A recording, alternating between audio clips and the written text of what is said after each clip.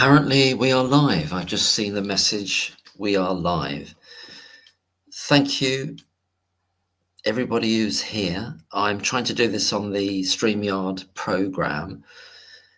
I think I'm not meant to look at the YouTube one. I'm just getting used to this, really. I don't know. Am I coming across? Is anybody hearing me? Is this working? It's been an amazing day in terms of what we heard earlier. Can anybody let me know whether they can hear me speaking, please? There's 16 people in the room right now. Hi, Mike. Thanks very much, everybody who is here. I want to thank Carl Perkins of Carl in the UK for actually for the stream that he did earlier, in which he played the press conference out with Mark McDonald and his guests that were there. Dr. Taylor, wasn't it? And Peter Alston was there, which is fantastic to hear. Hi, Angela. Hi, everybody. I'm going to see what, hopefully people can speak on the, I don't want to do this for me to be speaking most of the time or at all, really. I just want to, if anybody else wants to speak, I've put the link here below. I'm quite new to this sort of stuff still, so please bear with me and I'll try to. Hi, Lorna. Hi, Sue. Hi, Angela. Hi, Karen, Paul, and everybody else. It's been an extraordinary thing. I've just been talking to my friend on the phone who I've talked to, my best friend who talked to so much about this over this since last August, really. And hello, Eco Sailor. Hi, great to see you. Great to see everybody. Hi, Christopher. And what an extraordinary press conference. I was just saying thanks so much to Carl Perkins. I put the link to his live that he did, which was going on while the press conference was on, which was brilliant. And it was a good way to hear it and all the points people were making in the chat there. Absolutely fascinating. So Tea Break with Tasha has come on. So how do I do this? I need to add Tasha to the stage. Hopefully this will work. Hi. Hi, Tasha. Hi. Hi. Hi. Nice to see you, sort of in person, as it were. Yeah, nice to see you too. Oh, that's fantastic. Yeah, I'm not doing too bad. When I was coming up, the seconds were counting down. I'm keeping an eye on the chat here. I think I need moderators. I don't know how you do all this stuff. Honestly, there's so much to learn, isn't there? There's so much to learn, but I think this is really good. And I think Carl was saying at the end of his live, which I think you saw, didn't you, that when they were doing the conference, he was saying that he would want to do a StreamYard thing. In some ways, it's easier than I thought getting onto the StreamYard because it links up with the YouTube. But counting down the seconds, I was getting really nervous, like you're just about to go on. Well, they actually call it going on stage here on this software. Yeah. It's quite. But how are you feeling about what you've heard today? Actually, I feel really, really positive. I just felt that the whole atmosphere around this whole case has changed and started to swing in Lucy's favour. Yes, I agree. I agree. Just for the longest time, it's as if people, in the mainstream media, if that's what you call it, didn't really want to go there, and that's understandable, I suppose, because it is a really, really difficult subject to speak about. We have to consider the parents of those babies that died. So I do understand, but today it was almost as if, well, actually, the miscarriage of justice sort of outweighed all of that. Well, it really did, didn't it? And as I was just saying to my friend on the phone, actually what they've actually said today with regard to baby O is so startling and so shocking that they have, and I don't know whether they've been in touch with any of the parents, the new defence team. I doubt they would be, but I don't know. But they've literally told those parents in a public setting actually how their baby died in the hospital, haven't they? Which is extraordinary. I mean, for the first time, it actually heard. But the doctors involved or the health professionals involved in helping with this case. Yes. Also, the sort of feeling I got from those were that we were in safe hands finally. These were really people who absolutely know it off by heart, with in comparison to Julie Evans, for example. Oh Christ, oh God, yes. I mean, you listen to him, he doesn't sound right. He's never sounded right to me, even before right at the very beginning. All the spidey senses are going off, and this guy doesn't sound right. Yeah, he's so generalized, isn't he? He's always been so generalized. But sorry, it's like shocking. I mean, I'm not sort of even a doctor's level professional myself, but even I would sort of just look and think, did I actually hear that right? Because that's just not right, quite a lot of the things. Well, in his early interviews last year, post the convictions, he would use these generalizations like, all the other babies died of all the usual things, blood loss, etc. But he would just be so sweeping about these ideas, and it's proving that everything he's done, I mean, piece by piece, by the end of this, he'll be absolutely shredded. I mean, he is kind of shredded already, as he should be, Do you know, I think just to err on the side of caution, that you never know what any of these guys are going to do now to try to sort of, their consciences must be at them anyway. You'd hope so, if they haven't, But I was just thinking in terms of unaliving, if you know what I mean. I do, and I think Carl mentioned that, didn't he? Yeah, we need to be careful, Yeah, I think it's definitely going in the right direction. But today was a real watershed, I think. I don't think, I can't speak for anyone else, but I certainly wasn't expecting anything like they said today, really, in terms of that particular case, Yeah, and it was more than one aspect. That's the thing that I really applauded. Yes. It wasn't just sort of one thing. It was sort of like, well, this thing, I know that they've selected 3 cases, but if you sort of apply the same kind of principle to many of the other cases, it's going to be similar sort of outcome. I would imagine.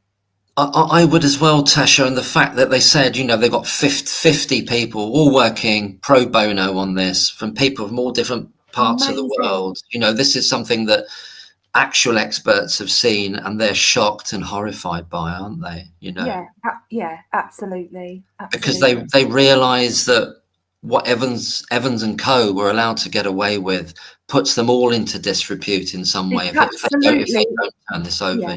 Absolutely, it does, Mark, without a shadow of a doubt. And I think that there's so much mistrust as we stand, even without this case. Even because stuff that happened before this case, not saying it out loud, of course, but that didn't help to sort of make us more trusting as citizens, and just how hard it is to get justice for anything. It is really. It is.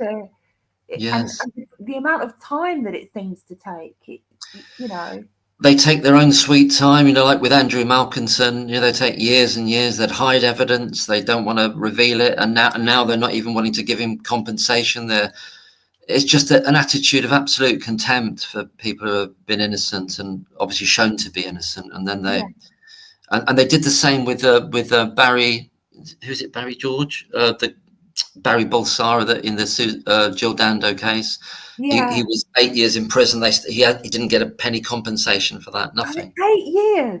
Yeah, 8 years. 8 years of his life, and his sister really stuck by him. And I don't know if anyone else in the chat and yourself watched about that, but they tried to destroy him. And the SIO of that case, a kind of Paul Hughes, but down from London way, still kind of insinuates that he still believes they had the right person, because they got an idea fix and they can't let go of it. Yeah. So what are your thoughts about the police involvement in this Lucy Letby case? The fact that they went to see her even quite recently. Oh God, I know, this is really. Is it?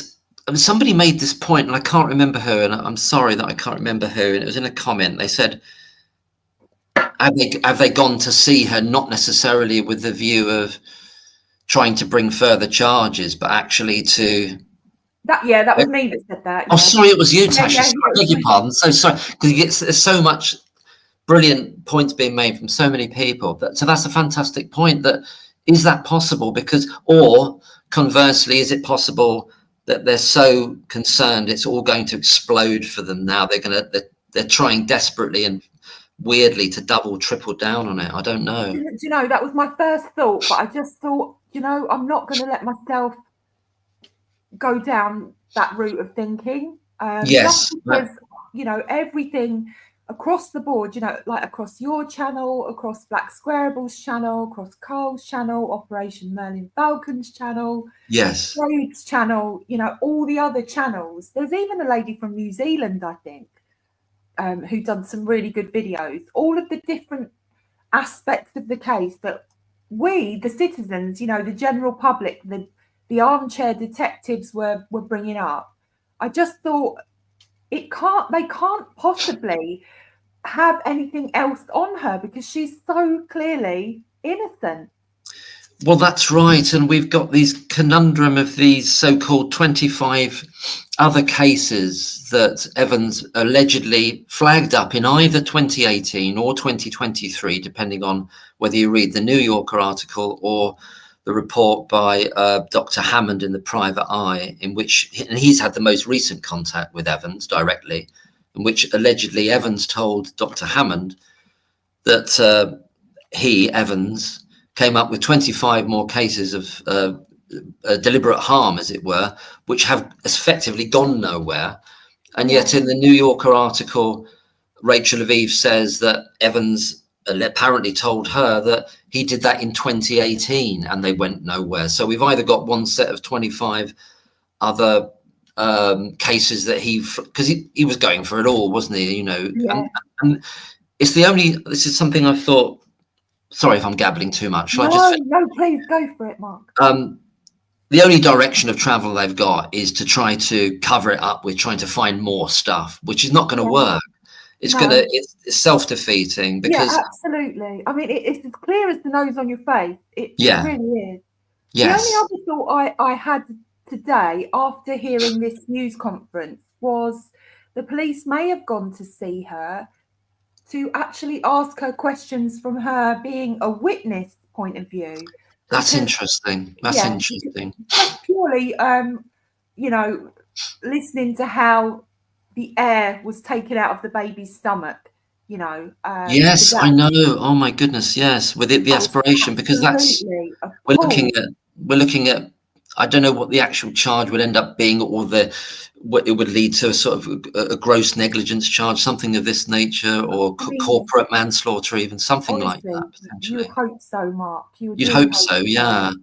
But so I sort of wondered if the reason the police had gone to see her, when you consider that up until that stage we'd been led to believe she'd punched a baby in the liver, I think that was Dr. J. Aram that suggested she'd punched the baby in the liver, or somebody who'd examined the liver. Yes, and I can't. Can you remind me? Because for me, there's so much information coming so thick and fast. It pushes. I'm sure. Pushes old information. Now, was that the same baby with a liver trauma? Is it Baby O then, or is it might be a different baby? I think that was a different baby, wasn't it, with liver trauma directly? But so for Baby O, whoever did that, obviously has caused the liver to bleed. That's right. So what we're saying is, something else, and I wondered, perhaps the police now, perhaps they're privy to this new information. You would hope so. You'd hope so. They realise Lucy is actually a witness now, not necessarily like the culprit, but an actual witness. That's a very interesting angle on it, and it's quite. All these things are potentials, aren't they? And going back to the other baby, and I'm so sorry I can't remember all the initials for because it's so much, isn't it? But where Lucy Letby is alleged to have caused deliberate trauma to the liver of the baby, and you've got Mana Reedy's in the prosecution expert witness, and the only place I've ever seen this before is in a car crash or on a trampoline or something strange like that. Like you get neonates on trampolines. So he's never. But the contention about this, and Dr. McConville talks about this, and others do, lots of other people do, that it could well be caused by the resus itself. Well, that was my initial impression, to be honest. I thought that, I mean, they're so tiny, yes, these babies, it's highly likely. Yes, absolutely. Am I too loud, Mark? I'm just wondering if the volume's okay for you. It's fine for me. Am I too loud? I don't know if I'm... No, not at all, not at all.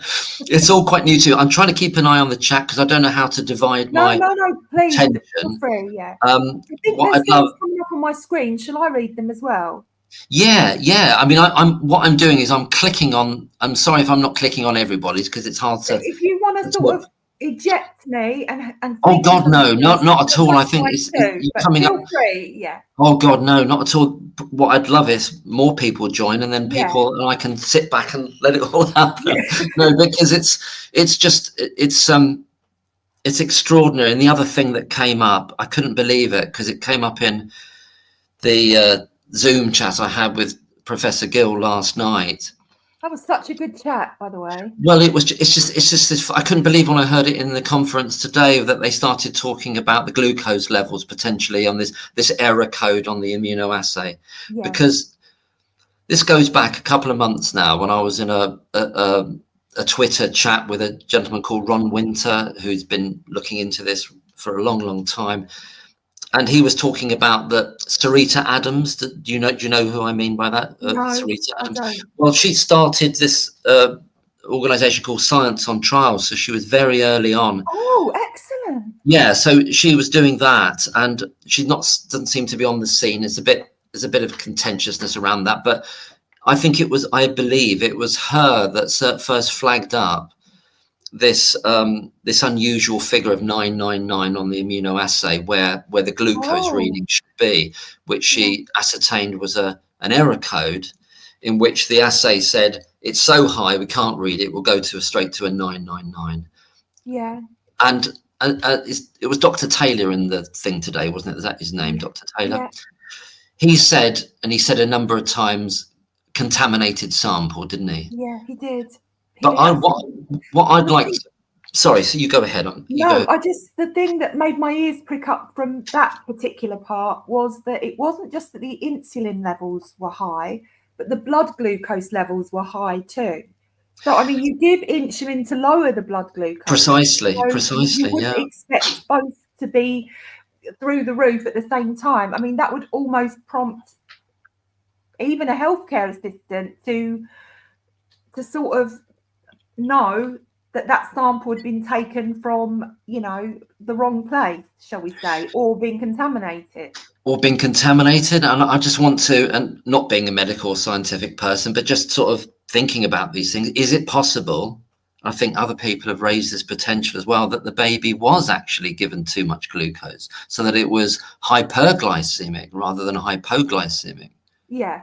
And that has this knock-on effect. And also, I mean, even some infections will put blood glucose up as well. So although Pseudomonas will actually lower it, I think. I can't remember if I got that right. I did read a big load about that. On Pseudomonas, right? All the different aspects of that. But it, whatever conclusions they end up drawing or finalising, if they can. At the very least, Mark, getting a number like that would make you repeat the test at the very least. And immediately repeat it, And this is baby F we're talking about, isn't it? Who has a reading which would keep being told by many people, medically trained, it would kill or put an adult into a coma. But it didn't do either of those things to this tiny baby. So it doesn't make any sense how that can end up in a courtroom as being the operative test result that puts somebody away for life, does it? And here we have just some really thorough physicians actually just going through the notes properly and look at the stuff that they're coming up with purely just by going through the notes that are readily available. Yes, it happened prior to the actual live court case, really. Absolutely, and I understand I think he said reports as well. So I'm assuming by that he means that they've got access, obviously being through Mark McDonald, the new representative, they got access to all of Evans's. He's a good guy, I think, Mark McDonald, isn't he? Yeah. Oh, he's amazing. He blows it. I think he's great. Just Yeah. amazing guy. I was just talking to my friend about him. I just said he looks quite kind of like he's quite soft, doesn't he? But he's a beast. You know, he's absolutely brilliant. You know. Yeah, yeah. I don't think they'll be pulling the wool over his eyes at all. I don't think so. And obviously, he's got the link with the Ben Geen case, who also represents Ben Geen. Yeah. As That's well. One of the Huey Evans ones, is it? It's not, but it is certainly linked with a case that that Professor Gill has been helping with. You know. Okay. Yeah, you spoke about that today, didn't you? Yes, that's right. Yeah, that was last night, and just put it on today because just to see if Professor Gill was happy with the stream and everything. What was I going to say? There's so much, isn't there? I'm just like, it's blown my mind listening to that. I'm really sorry. I should have made some notes before I came on, but this is the first time I've done it, Mark. So I was a bit scared, to be honest. I'm a bit scared as well, I tell you. So, but it's just, you know, he says, I made a couple of notes as it was going on, listening to Carl's stream, which was so helpful, and looking at the chat of everyone as it was going on, that when Mark McDonald starts the conference, he talks about, obviously he's doing this two-pronged attack, really, or defense, as it were. He's going for the CCRC at the same time as to basically this avenue to reopen the appeal, isn't he? Yeah. How did you feel about that as a strategy? I think he's a clever man. I think he's a very, very, very clever man. It looks like, he's quiet, he's unassuming. Yeah. And then it's like not just one shot, but two shots at the same time. That's right. Yes. Yeah. And I just feel that, the judges presiding over all of this, I mean, these are really quite clever people, Mark. So I presume that ultimately they want justice and they want to give the public a feeling that the whole judicial system actually works, or at least it has the potential to work properly when it's funded correctly, when there are good people running it and things like that. I'd hope so. I mean, I've got a lot of suspicions about that system. I think its first port of call always seems to be to protect itself, and this was exemplified in allegedly what Lord Denning said of the Birmingham Six. He says, well, I can quite believe they're innocent, but it's better that they stay in prison. I think he said this in Mansfield. Yeah. Better that they stay in prison, Lord Denning said, one of the highest judges in the legal history, than the public lose faith in the judicial system and the police. And that kind of attitude is psychopathic to me. Yeah, absolutely. And I think that's still, I've got the sense, I think some other people have kind of agreed with it maybe, is that they know this is going to be overturned. It's about how they manage the deconstruction of it, But it's sort of gathering so much momentum, and while it's all fresh in everyone's mind and we've all got access to the evidence. Hi. Yes, absolutely. Hello, Blacksquareable, Black. You like to be called, isn't it? Yeah. It's time to speak now. Come on. Yeah, no, it's fantastic that people are coming on. That's great. I'll leave the link in the chat again. This is the link to click on, and then I invite you. Once you click it, seems to work, doesn't it? Yeah. Hi, Black. How you doing there? You all right? Hi. Great. Yeah, great to see you both. Yeah, you too. Good to see you. We finally did it. We finally did it. We had the technology. Yeah, we did it. How are you feeling? Like I asked Tasha, how are you feeling after watching the conference today, Black? It's really, really good. He's Mark McDonald. He's obviously done loads and loads of research, got loads and loads of people behind this, and everyone is doing this pro bono. They're all doing it for free, so that speaks volumes. Yeah, so it's really fantastic news. it's really sad to hear about, Baby O, and obviously Yes. there was a complete mess up Yes. there. Yeah. And the Must be horrendous, doctors, actually, for the parents. yeah, Must be really awful for them this evening, I think. Oh gosh, it must be. If they hadn't heard through any other channel, just imagine listening to this on the television and they're saying, because he's not. It's not a theory. He's saying this is from the notes, isn't it? This is from the procedures that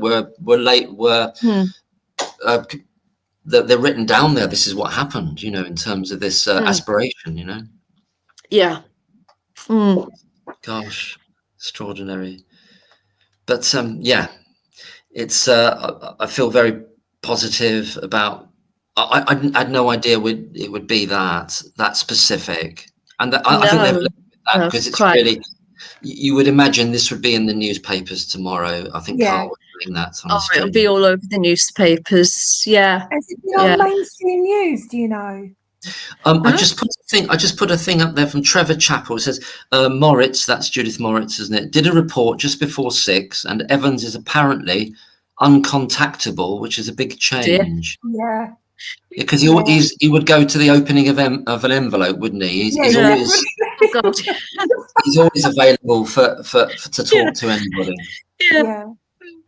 And then poor old Paul Hughes with his. This is what Carl said. With his award on his television, they're looking at it forlornly at the moment. I mean, I don't know. It just seems like as soon as they give awards out these days, you know that person's going down. Really, they're going down. They're going down like a ton of bricks. And Liz Hull and her compadres award is going to be gathering dust, and it's some boot sale soon as well, isn't it? But I don't know. I don't know how to feel about the police, because you have to view it that they had 4 consultants essentially go to them with a case of murdered babies. I mean, that can't happen every day. They can't. Consultants are supposed to be at least on the same level as barristers when it comes to integrity and being honest and things. And especially when 4 of them turn up, in numbers. So they're all corroborating each other. Yeah. So, just being human, you would be wired to trust them and to believe what they say. Yeah. Yes. Yeah. Yes. That's going to be one of the fallouts of this, that a further dent in the idea that you can necessarily trust what certain doctors say. I'm not saying every doctor, but these particular ones that they've certainly they should have been treated as witnesses, if not suspects, if they're part of an investigation, shouldn't they? But they actually seem to be an integral part of the investigation. Oh, there's Carl now, so I'm going to add Carl to the stage now. So, hi, Carl. Hi. Nice to see you. Hi. Yeah, can hear you nice and clear there. Well, welcome. So I'm a bit new to this. So I'm finding. Finding out the ropes anyway. But thank you very much for the stream you did earlier, Carl, because we could hear everything that was being said, and great to see you here on this. Really, how are you feeling about it overall now? I'm feeling really positive. I mean, it was quite upsetting hearing about what happened to Baby O, and that, you think maybe that baby could have been saved. So it's a bit heart-wrenching, but also it's very, so you have mixed emotions. On the one hand, you're really pleased for Lucy. On the other hand, you're really upset for the parents. Absolutely, yes, it is that, and it's always going to be that, isn't it? Because they've still lost their children for possibly in some instances because of medical negligence, and in other cases it might not have been medical negligence, but just part of the care was, they keep calling it suboptimal, but it's going to be worse than suboptimal, some of it, isn't it? Yeah, definitely. Yeah. So it's hard to know who to talk first, isn't it? Well, you're leading, so we'll go. I'm leading. Oh gosh, yeah. Well, so when Mark McDonald talks about, he says one of the main things he leads with before we hear about Baby O is that that Evans has changed his mind on, I think he says 3, and then he says actually it's 4, isn't it? But I'm not sure which of the 4.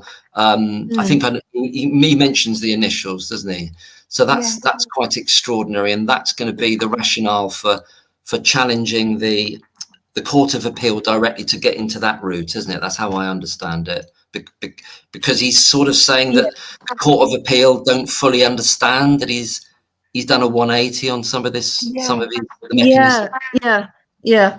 I mean, do any of you guys know if that's ever happened before? Like an expert for a case as big as this has changed their mind a year later? I don't think it's ever happened before, has it? No, Not heard of it.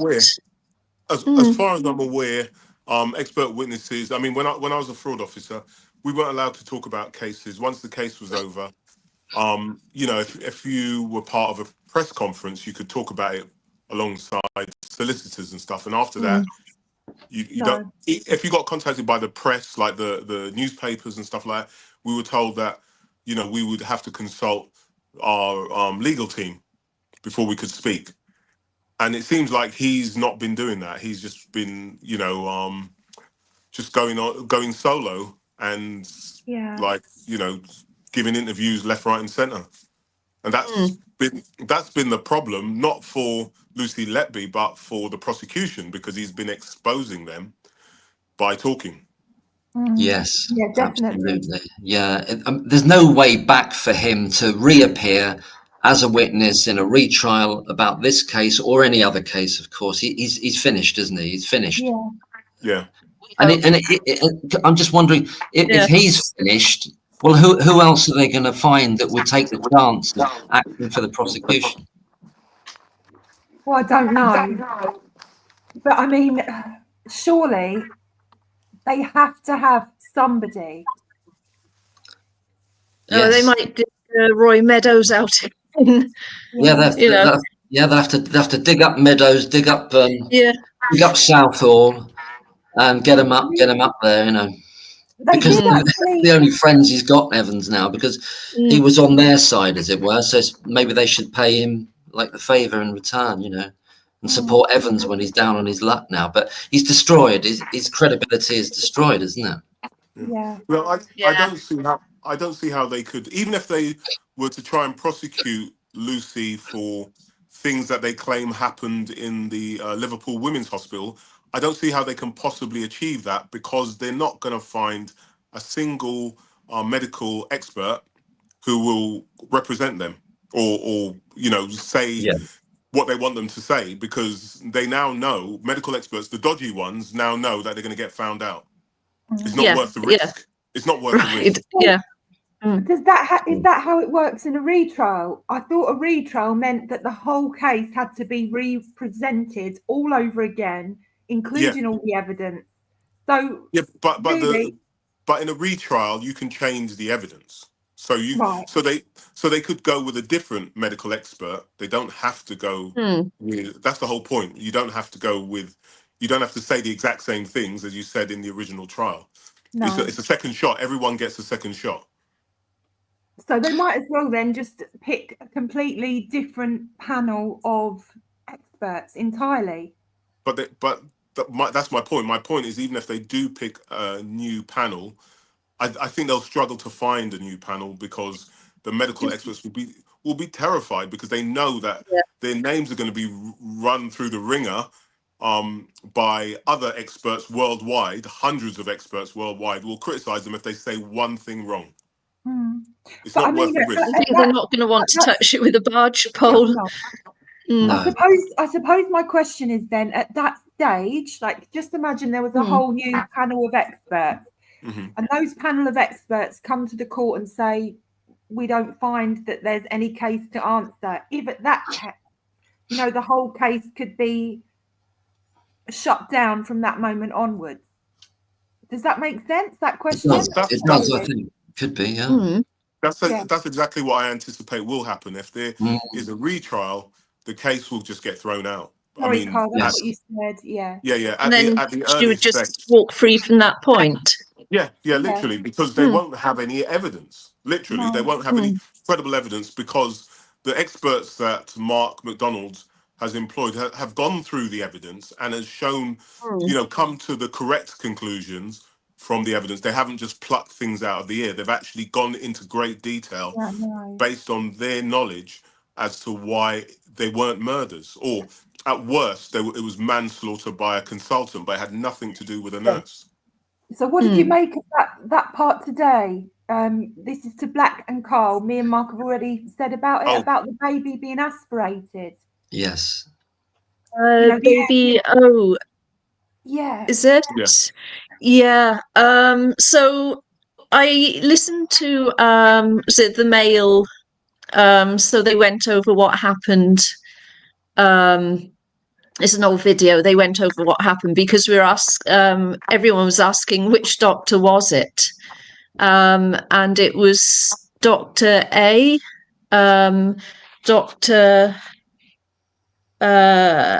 Katarzyna Cook, Dr. Breary came in, and then there was a fourth doctor. There were Dr. Gibbs came in as well, so there ended up being 5 doctors, but I don't know which doctor actually did what. They didn't actually say that, but I mean the amount of incompetence when he said quite clearly, well, it should have gone in one side, you would never put it in the other side. And the ventilator was up far too high. I mean, like, how did that ever happen? Do you know what I mean? That's what I mean. They mentioned nitrogen as well. Did you hear? They mentioned nitrogen. I didn't hear it. I didn't hear that bit. Sorry. They did.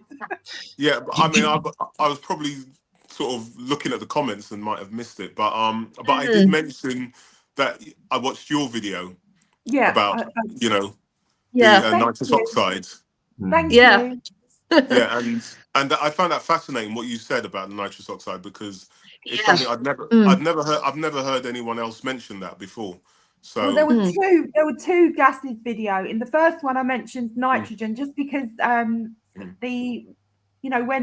the ventilators and everything are set up, or the CPAP. I mean, I don't know how it works in the neonatal ward exactly, but there's a mixture of different gases basically. And I know that for neonates, nitrogen is used for respiratory illness and some cardiac illness. I'm not sure how it all, works, but I do know. Yeah. Sorry, I'm taking over a bit. I'll let someone else. Not at all. No, this is great. I think.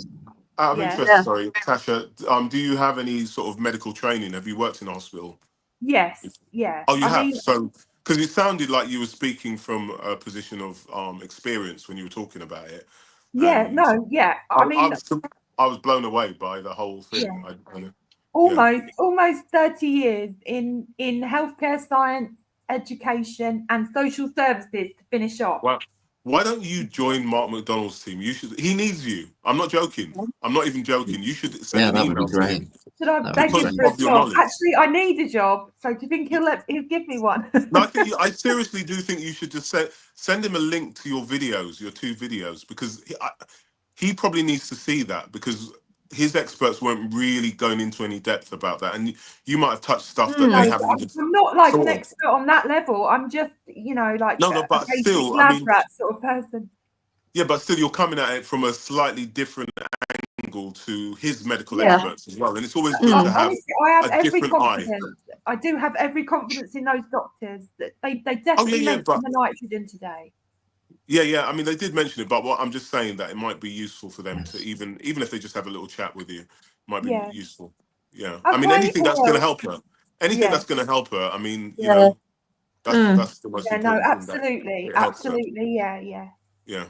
And it's a really, really interesting point, that, because it's like when someone sort of thinks of something and it might be a small aspect of it, but it's something that could get missed. It's kind of like the fresh pair of eyes coming in, and like as we're a hive mind, Well, actually, I'm always it's really inspired by important. you lot, to be honest with you. You always, whatever video I watch, triggers me to think about something else. I don't know if it happens like that for you. Oh God, yes, yeah, Definitely. Yeah, absolutely. Because I remember I started off talking about one thing and I thought, oh yeah, next I'm going to make a video about so and so, and then something else came up, and so it's kind of going with the flow of whatever gets thrown up, because it kind of sparks off thoughts and ideas. And yeah, I think this was the way this kind of terrible miscarriage of justice was going to be deconstructed. It was going to have to come from all different angles, because they've made this complete fabrication, and it took them a long time to do it. It took them years to do it, didn't it? Effectively, It took the police to bring a charge from starting the investigation. It took them 3 years, didn't it? 3 full years. Something like. Yeah, that's right. I think it was a charge in 2020, wasn't it? The third arrest leading to the charge. I mean, did COVID have something to do with that? You know, because I don't know, the court shut down or whatever. Yeah, good point. And I've never heard. That's an interesting angle. I've never thought about that. I just wondered. I just think they never thought they had enough, because they never have had enough. But weirdly, they managed to push this absolute nonsense through. It worked for them, because they overwhelmed the jury with a ridiculous number of cases that they're looking at. And this is why I think they, at the conference today, they focused as well on the so-called insulin cases, because, as Mark McDonald says, they were the ones that came back. They were the only ones where there were all 11 jurors voted guilty, and they were the first convictions returned, weren't they? Yeah.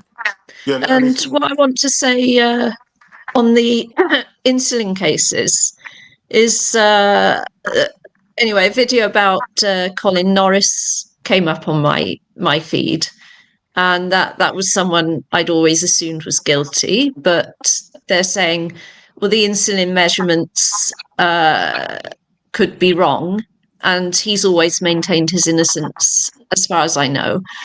And I never ever thought I'd find myself saying this, but oh hell, I've gone. Am I still there? Yeah, you're still there. Yeah, you're still here. Yeah, still here. We can hear you. Yeah. So also Beverly Allett.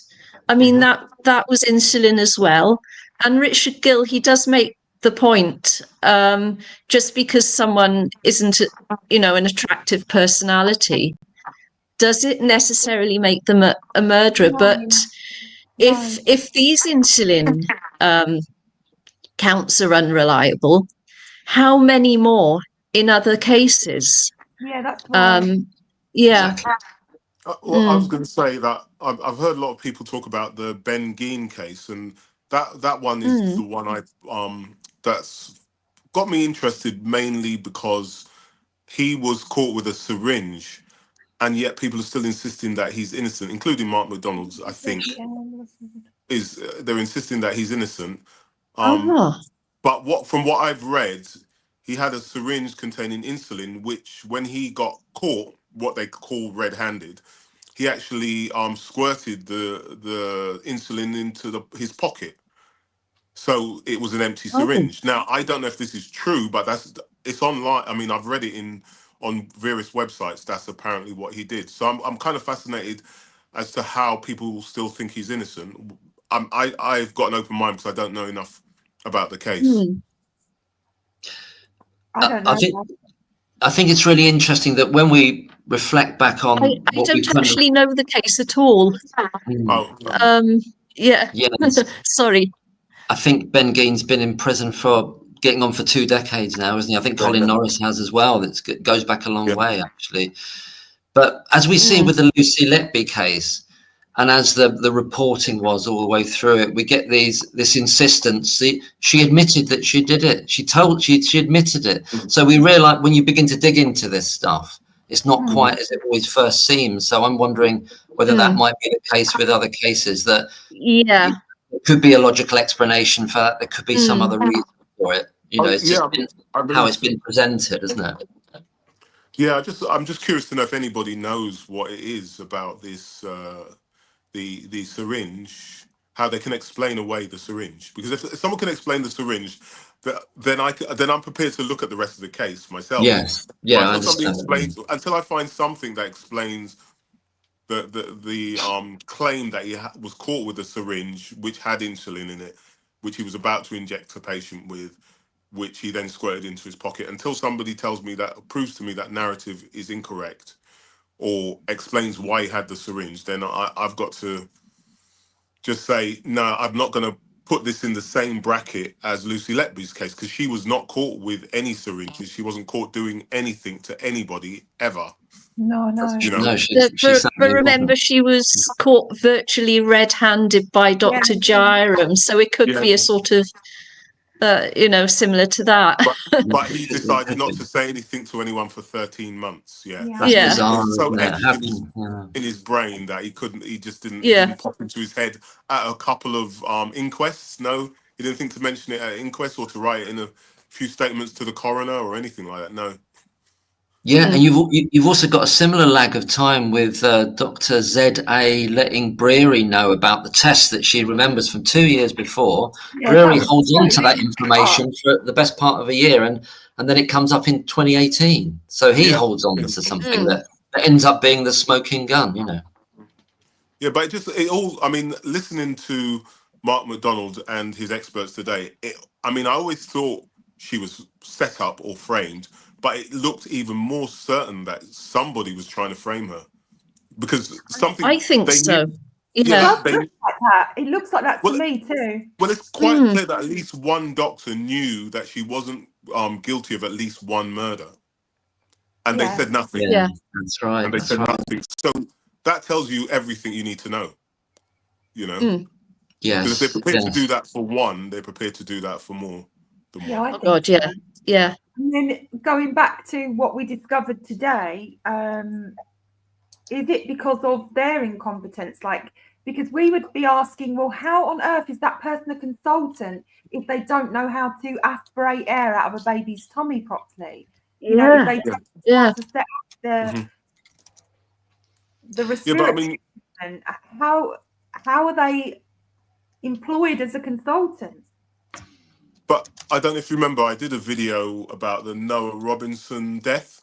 You know, baby Noah Robinson, who died a year before the whole, 2014, 2014, I saw it, And when in that video, I kind of insinuate, I don't even know whether I said it as clear as day, but that if that was going on in the hospital, then it suggests that there was quite a lot of incompetence.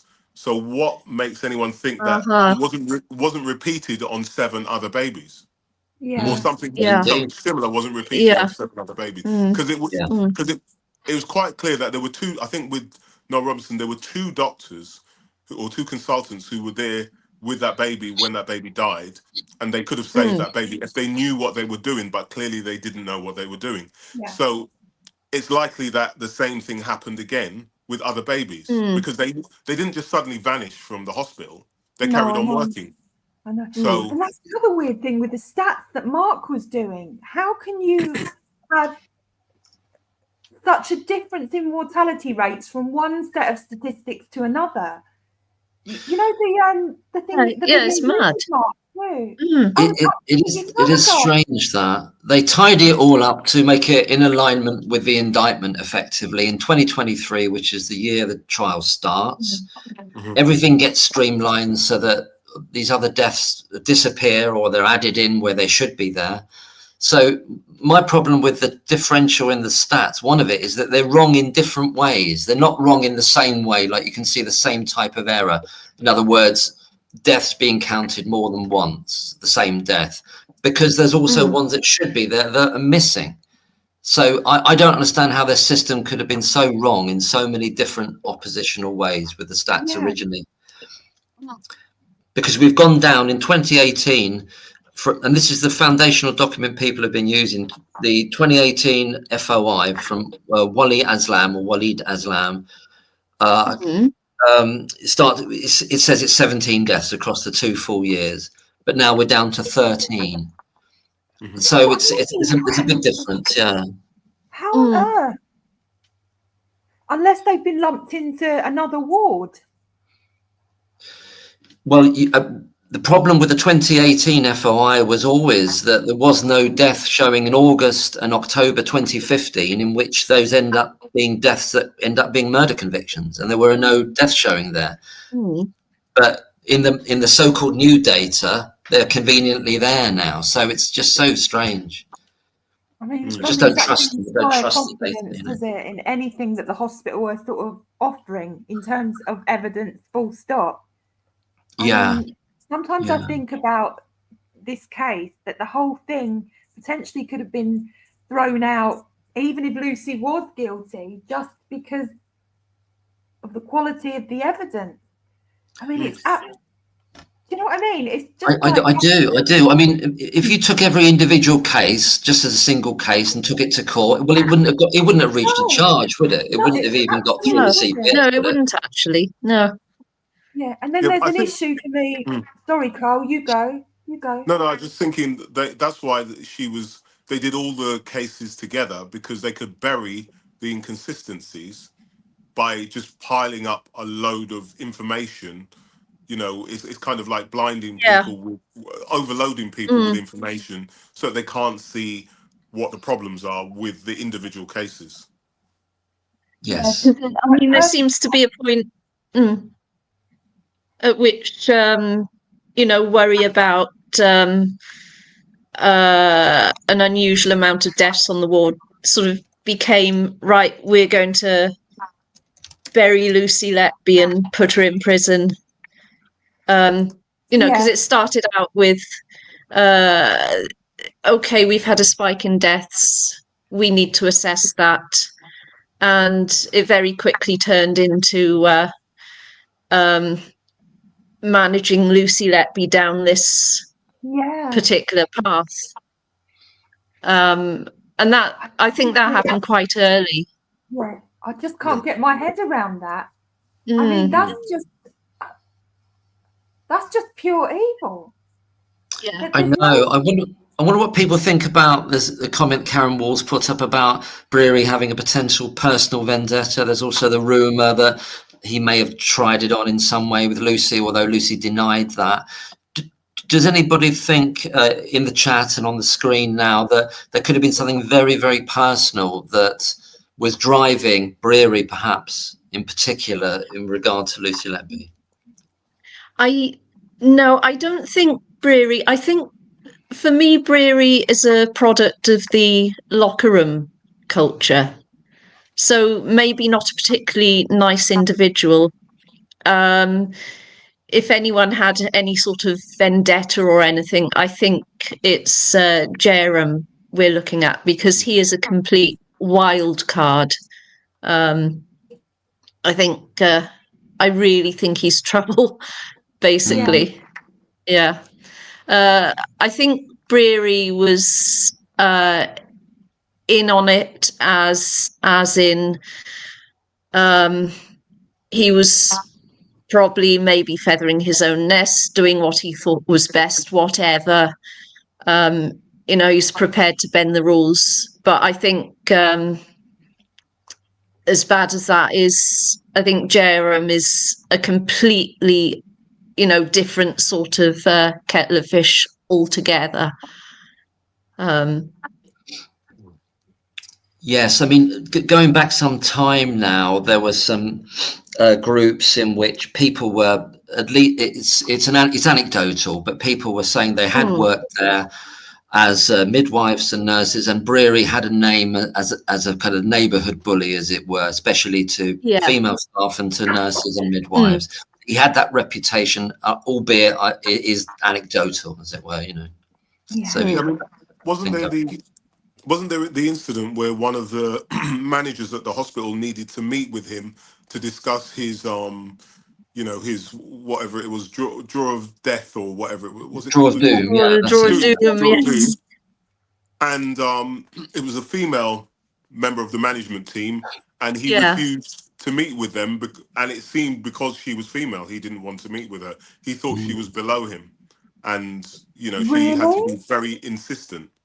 Yeah, it even came up when I was at the Thirlwall inquiry, that he was reluctant to meet with her. He didn't feel he needed to explain himself to her. Oh, that's very Was that Alison Kelly? Was it? Yeah, it could have been Alison Kelly, and he didn't feel he needed to share his you know, information that he suspected or the evidence he had that pointed the finger at Lucy. And I don't know if anybody ever saw that information that he claims to have collated. Has that ever materialized? No. So was it just made up by him? Was it just That's made what up? I think. It's almost like he's, you know, innuendo to get people on board to his sort of because there was no calling of any safeguard team. I know that there were there were some investigations, but they were very basic. Mm-hmm. But I'm sorry. Whole section out before they called and just went straight to the police. Like there's a whole section of investigation that never got completed because of all this fannying about, you know, in between.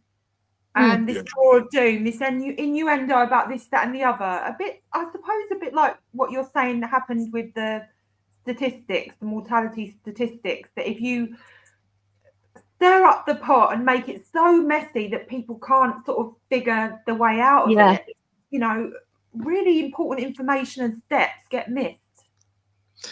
Yes. I personally think that I've always thought this. Actually, maybe not always, but I don't think they wanted it to get to here or expected it to get to here. No. I think they wanted her off that unit, and they're on a train. Then that the worse they've behaved towards her, they've got to justify what they've already done in the past. So they've got to keep that train moving forward. When she wants to come back, when she's won the grievance, when they're being threatened with the GMC, they've got to keep pushing that. They're on a train now, and once the police come in and Evans is in, how do they get off that train? Yeah, I absolutely think they're in big trouble. And what better way to make it all go away, in a way, than actually having a murderer on the ward? Because now you're a victim of the whole sort of traumatic series of events. You know, you can... Yeah, they've kind of flipped the script 180 because... Before that, Lucy's the victim. Lucy's the victim of their narcissistic bullying, and now it's them. They're the victim of her, actually. You know. Yeah. And they're also the heroes as well somehow. They are. That's the thing that really made my blood boil with JR was that whole holding his chin, and he just wanted to smile. You know. Oh God, yeah. You know. But also, my hero. The interesting thing I remember from when I was at the Thirlwall inquiry, because I was there for, was it Ian Harvey? Oh, right, great. Right, yeah, I was there for Ian Harvey, and then the chief executive, what was the chief executive's name now? I've forgotten. But Tony Chambers. Tony Chambers, that was it, both of them. And what was interesting was that Ian Harvey gave evidence that Tony Chambers and some of the management or board for the trust had said to him that if Breary and Jerram continued down the path they were going, then he needed to refer them to the GMC. And the GMC is it for any doctor who gets referred to GMC is in big trouble. It usually ends with them being struck off. And so most doctors were terrified of that. And they knew there was this threat that they were going to be referred to the GMC. How could they get out of that? Because, you know, they were bullying her and they didn't want to apologize to her. But if they didn't apologize, they were going to be referred to the GMC. And it was like public embarrassment to have to apologize to her. So they didn't want to do that.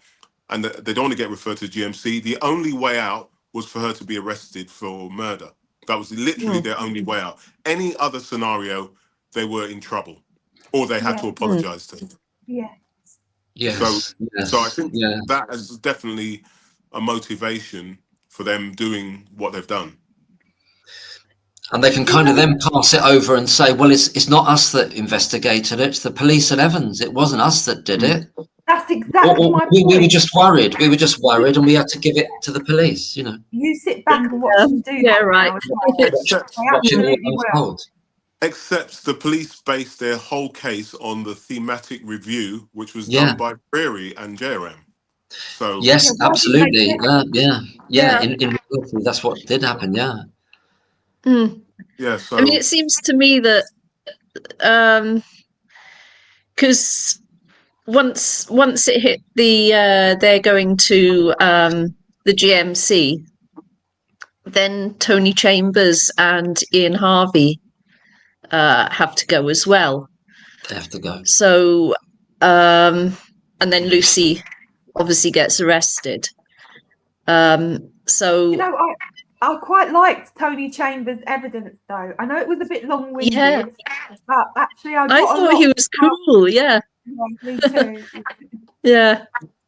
well, I mean, interestingly, when I was at the inquiry, I sat with quite a few people who thought Lucy Letby was guilty, and they kept on sort of whispering to me, oh, things like, oh, he's just being evasive, and he's not answering the questions directly, and he's being dishonest and so on. And I thought he was actually being quite open. He was trying to be as honest and open. Tony Chambers in particular, both of them actually, but particularly Tony Chambers, I thought he was being more open than you'd expect someone that senior to be. You'd expect them to be trying to protect their organization. But one of the interesting, the thing that he said that shocked me the most was that when he had the meeting with Breary, JRM, and I think it was, it might have been Erin Powell. Erin Powell. And Alison Kelly. He had that meeting. I think it was in June. That was the first time he became aware of the fact that these babies had died, and also that that they had babies that were that premature. And his first thing he said in the meeting was, why do we have babies that fragile in our unit? It's not equipped to deal with that. He actually said this in the Thirlwell inquiry, that his unit wasn't equipped and they shouldn't have been taking in those babies. And he had no idea they were taking in babies that fragile. So do you reckon they got extra funding for taking in babies that fragile? Yeah, they would. You get more money. The more premature a baby is, then the more money you get, because they need more support and they have to stay. I mean, when my daughter was in special care, I think she was 8 weeks premature. So the minimum she had to stay in special care was 8 weeks, because they have to bring them up to term. So they have to support them all the way. But if they have any other complications once they get to term, then they still have to keep them a bit longer. But my daughter came out at, I think, 8 weeks exactly. Gosh, yes. She's 26 now and getting on with life. Good. Actually, I worked in, one of my first ever jobs was in a SCABU way back. I'm talking about when I was 18. Like my first ever medical job, if you like, at Queen Mary's Hospital in Sidcup. Oh, right. Yeah. Yeah, well, it was a trainee pharmacy technician at that stage, and SCABU was one of my wards. So I think I've never seen babies that small before, ever. Yeah, well, my daughter could fit in the palm of my hand. Yeah. She was tiny. Incredible, yeah. I mean, I don't know if I've got pictures here. This would be very naughty of me if I've got some pictures here. No, I'd love to see. Pretend you didn't see them, right? She'll shoot me. Oh, won't say anything. Yeah. Oh, so lovely. Cute. This was when she was just born. That was when she was born. This is her about 8, with a foster child, one of the foster children. Let's see if there's any more of her. That's it, I think. Yeah, but yeah, she'll probably murder me if she watches this video now. I could for you. I got some of my son. Calling in sick tomorrow. But that picture was actually probably when we first took her home. I think she must have been 8 or 9 weeks. Gosh, yes. Yeah. Yeah. What Carl was just saying there, what you was just saying there a minute ago, Carl, about Tony Chambers being surprised at the high level of acuity of babies, that they weren't obviously. It shows that there was a real problem with communication going up the line and coming down the line in that hospital, wasn't there? There's a real breach there that it wasn't getting through. You know? Yeah, I mean, the way he came across in the inquiry was that he felt the consultants were keeping things too close to their chest, and if they had been a lot more open, then he could have intervened sooner, and maybe some of the deaths may not have happened. But he seemed to, the way both Ian Harvey and Tony Chambers came across, it seemed like they, even at the inquiry, were putting across the idea that they weren't murders. It was the fact that the Countess of Chester wasn't equipped to help these babies. That's how he came across. Right. You know? But he didn't say it in so many words. I just feel that the consultants once again duped everybody, keeping things under their close to their chest. Really, I don't know. That's almost like code for, because they knew actually it was to do with their practice and because ultimately they're responsible for that ward. They're in charge of it. You know, the day-to-day running management of it. And well, I hope one of the things that should come out of this would be they're not allowed to keep things close to their chest. You know, if there's high mortality in any ward, not just the neonatal one, then, you know, all of that privilege of being a consultant should go out of the window. I'm sorry to say, but it should be all hands on deck to try and actually figure the problem out. Because one of the biggest for this whole case for me has been looking for somebody to blame rather than just trying to understand. Yeah, exactly. Yeah. Well, the people to blame are the people who are responsible for the funding of the NHS, because some of it does come down to the fact that NHS has suffered lots of cutbacks over the last few decades and doesn't have the funding, and then it's not helped by the likes of Jairam, who swans off to television studios to do, you know, when he should be doing his rounds. So, but you know, in the old days, you could have got away with it because there were enough consultants around that you could vanish every day for a few hours.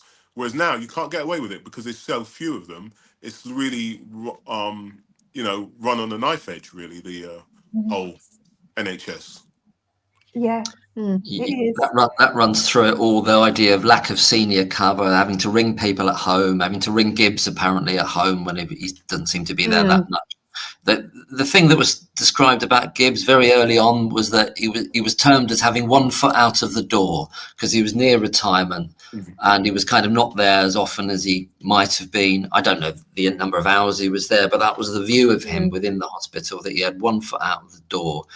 And he was somebody that the registrars and junior doctors had to ring up on a regular basis to find out how to do things. And that there's no substitute between somebody of experience being there, is there? You can't do it over the phone, can you, really? Not with medicine. No, not with neonates, especially something as specialised as that. I mean, the NHS is struggling, so you know, finding different ways of doing things is really important. And may I just bring something to your attention in a minute? Sorry, after you finished, just one thing. Yeah. After you finished. Yeah. So I see there being problems like the left hand not talking to the right hand within the hospital system, within the police, and within the judiciary. You know, there were problems in all three that Lucy Letby really fell through the cracks in each of those stages. So all three really need to be revised. You know, how we conduct trials, how we do police interrogations, how the police get evidence, and as well as hospital investigations. I mean, the NHS is really, really struggling. And Tasha, you're going to say something about that?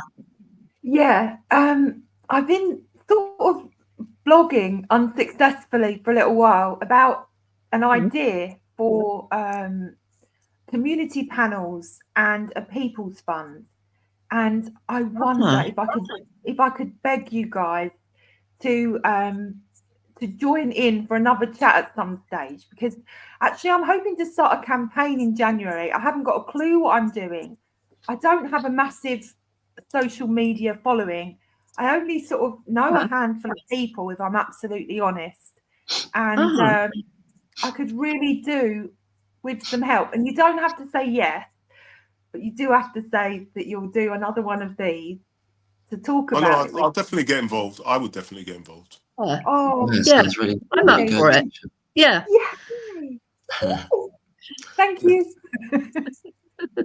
I'll email Jane, and she's the technical genius, and she'll get in touch with the other two. Mark, you didn't say yes. You have to say yes.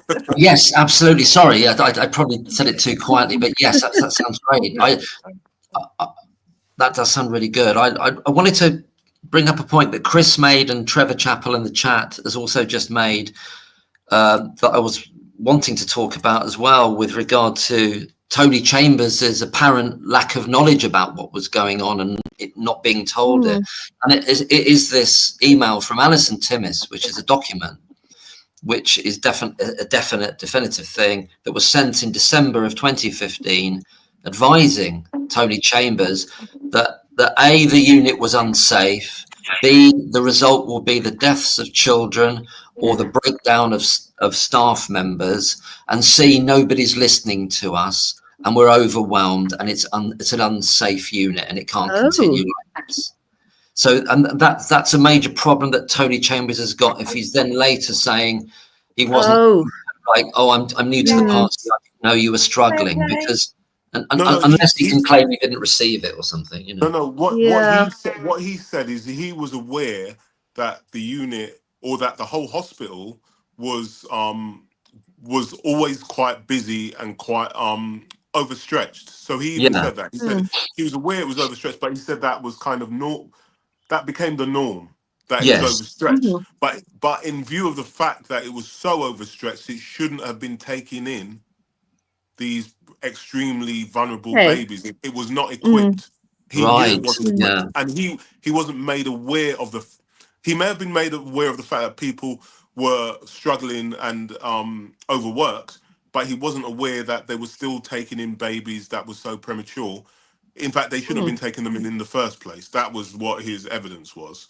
And he was shocked. He said he was absolutely shocked when he had that meeting, and his immediate reaction was, we shouldn't be taking in babies that are that premature. Right, I see. Which then raises the question, who is it very specifically who accepts babies either from level 1 units or down from a level 3? Is it the consultants then? It could actually fall on the doorstep of Ian Harvey, the medical director, right? Yeah, so I think it might be Ian Harvey. So Ian Harvey may not have been feeding to Tony Chambers that he was taking in babies that vulnerable. And you see, the difference is, I suppose Tony Chambers may have bowed to Ian Harvey's greater knowledge, because Tony Chambers was a nurse. Yeah, he's a nursing background, and he worked his way up to chief executive, whereas Ian Harvey was a consultant. I think he might have even been a consultant pediatrician, so he should know what the wards are capable of. So he trusted him, right? To do, to make that decision. So Ian Harvey didn't suggest that he was shocked that they were taking in, neonates of that sort of fragility. There's a real communication problem in any regard, isn't there? And you've got a consultant on there who's conspicuous by her absence at Thirlwall. I don't think she's given evidence, Alison Timmis, and there's a reason for that. They don't want her there for some reason, do they? They don't want that. It works against the narrative of stable babies collapsing for no reason, doesn't it? Yeah.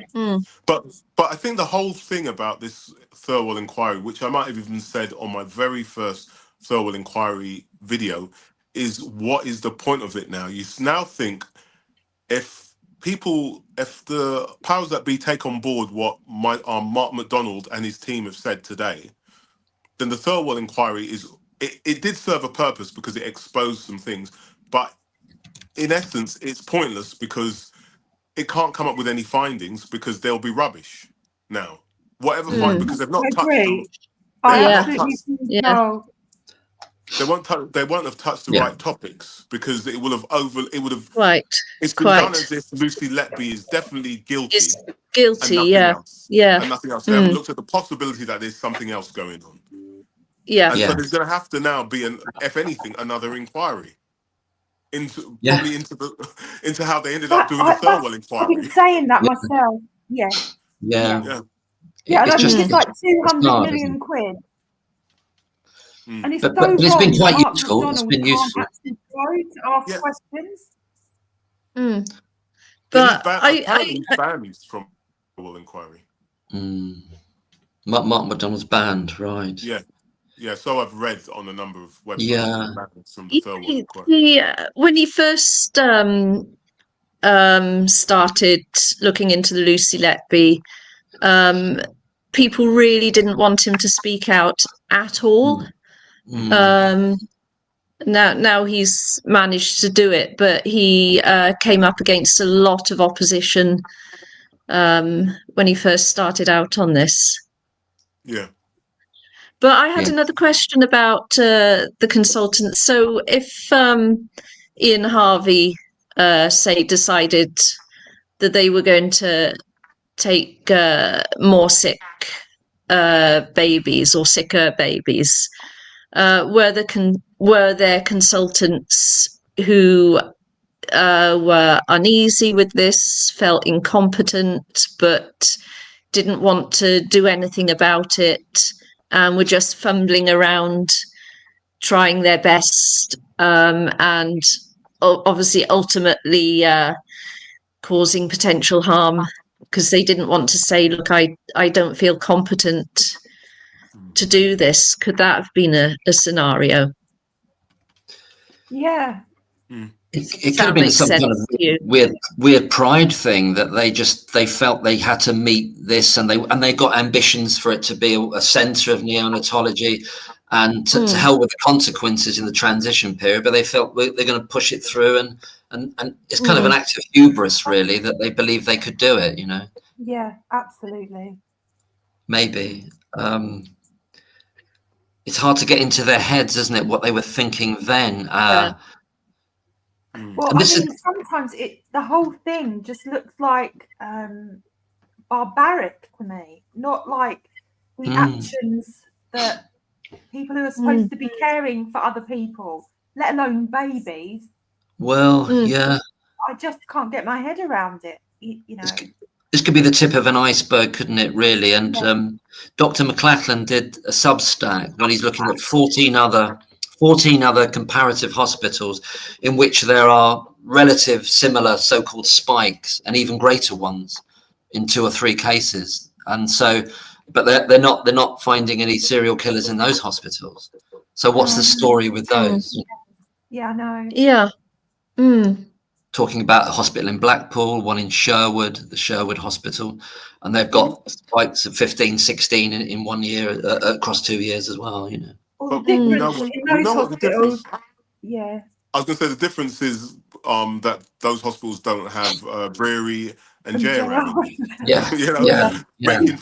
Making false allegations and fitting up people. Yeah.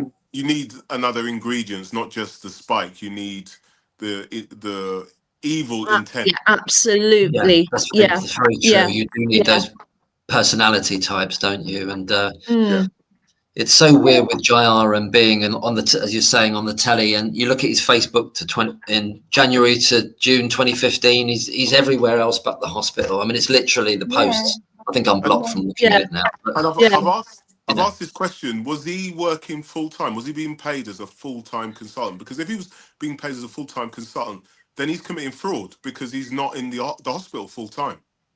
I'm imagining he had some kind of deal with them where they gave him this kind of unofficial leave to do these programs, and build up as it works at the minute, I think they're all at it. They're all at it. I mean, in a local hospital, even where it's quite local to where I live, there's a private hospital actually been built in the ground of the National Health Service hospital. The consultants finish their shift, like in this hospital, and go over to the private one. They can actually refer work to themselves. I mean, yes, they're really taking the mick in every single way you can possibly think of. Not just the Countess of Chester. It's like put it on the expenses, isn't it? They get all their training and get their, their PIN numbers or whatever it is, their GMC registration, all that taken care of by the NHS, continuous professional education, all of that is taken care of. Their career progression is taken care of. And they're on the side working, in private.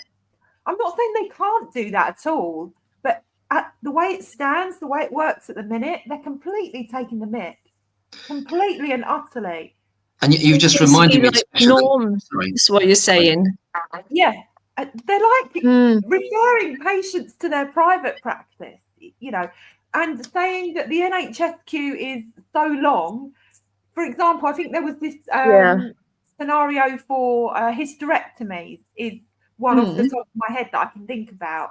And because the waiting list was so long in the NHS for my particular area, not that I've had a hysterectomy, but a friend of mine did, you could actually be referred privately so that you didn't have to wait that long. And the NHS picked up the bill for that. But these guys are getting paid like from both sides. I'm really not joking. It's like that in orthopedics. It's like that in gynecology. I don't think it's probably like it in things like cardiology. I mean, I don't know. But I will. I'm going to make a video about it now because good idea. Got proof. I've actually got proof. Yeah. There was a recent sort of expose about consultants' hourly rates while working for the NHS and saying that they're pushing up to like a £200 an hour hourly rate and they shouldn't be doing this, and they're getting these excessive hourly rates where it should be around about £70-80 an hour, but they're maxing out at plus 200 an hour. That came out in the last month or so. That consultant. I'm not even saying that they can't do private work. Of course they can. But you can't sort of, I mean, the way it stands at the minute, it's like the NHS is being milked from every single angle. And when I look at it as a layman, for me, that looks like a fiddle. That just looks like a fiddle to me. Do you know what? I'm so tempted to try and find out where certain consultants, I'm not going to name them, but you know who I'm talking about, where they live, and getting a drone and flying it over their houses just to see what sort of mansions they're living in. Yeah, absolutely. At our expense. Do you know what I mean? Because if they're getting 200... One mansion, Carl. They got all their holiday homes and timeshares and everything as well. Because if they're getting £200 an hour, plus some of them are getting paid by GMTV and the One Show and whatever else, they must be absolutely minted. I mean, it's crazy. Absolutely minted. The rest of us are, and then they pick on this lowly nurse who is doing extra hours struggling to pay her mortgage, and who's doing absolutely. And they make her the scapegoat. They make her the scapegoat. I mean, that makes me even angrier. That they're earning Premier League footballer money, and they're basically picking on the ball boy. They are. Blaming the ball boy for the goal being going in or whatever. That's what it looks like to me. Yeah. There was just a comment there about asking us to look again or talk a bit more as well about what Dr. Taylor said today at the press conference. And were there anything else that struck people that he said? Was there anything else? Made a few notes. I'm gonna while you're looking for your notes, Jane, I'm just gonna mention the nitrogen again because it's twofold. there Please was do, yeah. another aspect of the gases that Mm. sort of came into my mind. Actually, I was on the bus, and this idea came to me when I was on the bus, and it goes back to another job that I did as an air quality analyst, and I did that between jobs sort of one time. Ah, There was this okay. thing called Dragar air analysis, and basically Yeah. these are tests that are run in places like operating theatre departments, in hospitals, because there are a lot of gases, you know, oxygen, entanol, nitrogen. There are loads of different, and in the ITU, for example, and in the high intensity neonatal unit. So I think, if I remember correctly, that these air filtration tests had to be done by law. And that was more from the point of view of protecting the staff from, you know, being overexposed to different gases, you know, or getting stoned out on Entonox or something, you know. And I thought that these tests had to actually happen by law. Whether there had, I'm not sure in the operating department if there is a constant sort of air filtration monitoring system, or if it's like manually done. And that was the other aspect of the gases. So it was the equipment that was being used for the babies. It was, you know, just the gases that were in the area. And because there was faulty sewage pipe work, it's not too much of a leap to assume that the pipes supplying those gases might also be damaged.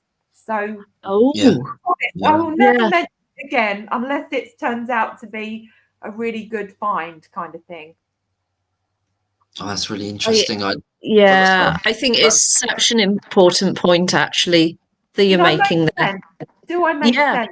Yeah, you do make sense. Totally. Yeah. Good. I mean, it's something I'd never even thought about or heard about before until I watched your video. And as I said to you, I do think this is something that Mark McDonald also needs to look at. I mean, maybe he's not looking at it because he feels he's got enough already, but I think it's something that, you know, it's new information, it's new evidence, isn't it? Yeah, exactly.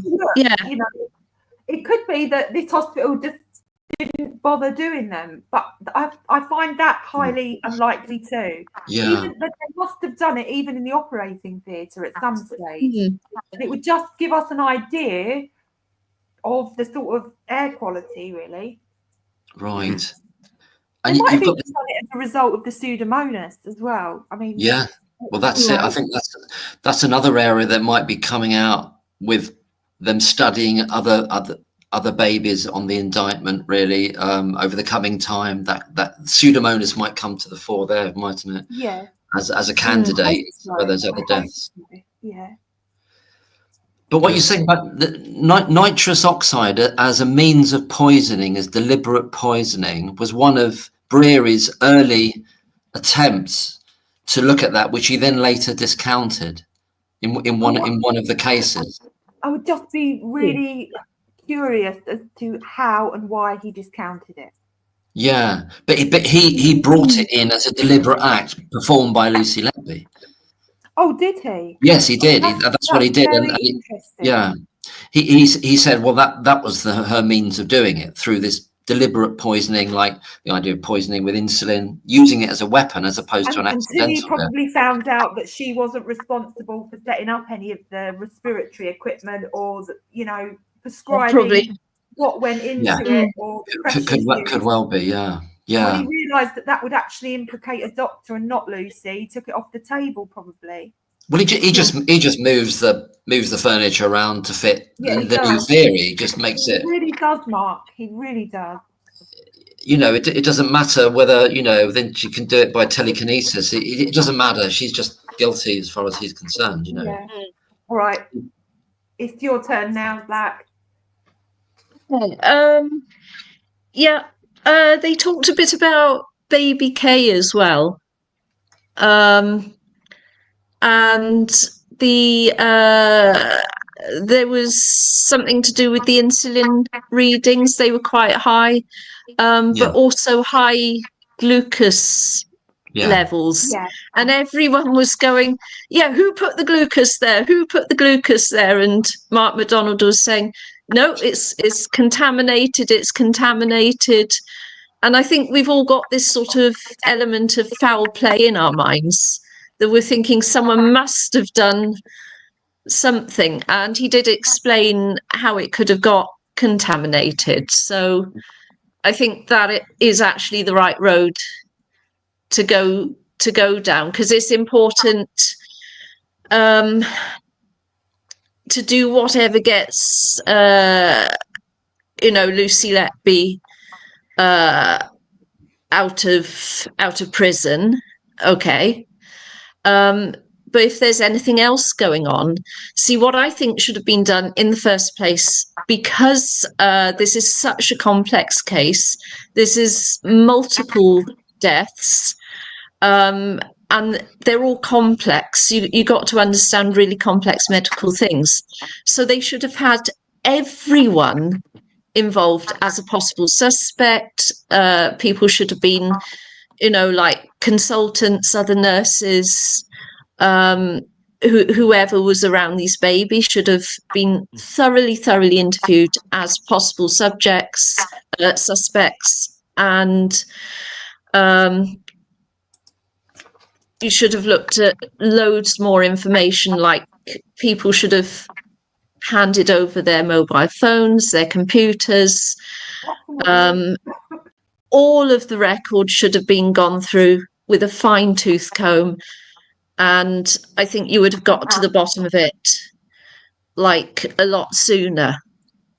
Yes. And that's another point, actually, because of Dr. Breary's Drawer of Doom and sort of creating a diversion almost with all of that actually, if somebody else, or if one of the doctors even, for example, was a murderer, and I really don't think that's the case, but you have a group of people who are privy to everything that the police are being given, and all of the questions and correspondence that's coming backwards and forwards from management departments and I don't know whoever it was that did an audit, and Dr. Evans, so if there was another murderer, the fact that they haven't taken those computers, those emails, exactly, allowed to happen, is just to tip the murderer off. They know exactly what questions the police are going to be asking. Yeah.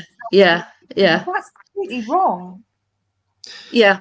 And what we've also had, which I think is unusual in this particular case, out of all the things I can, the trials that I can think have been happening, is you've had one person holding the narrative, and that is Dr. Jerem. So you've literally had the tail wagging the dog of the hospital, absolutely. Wagging the dog of the police, wagging the dog of the court.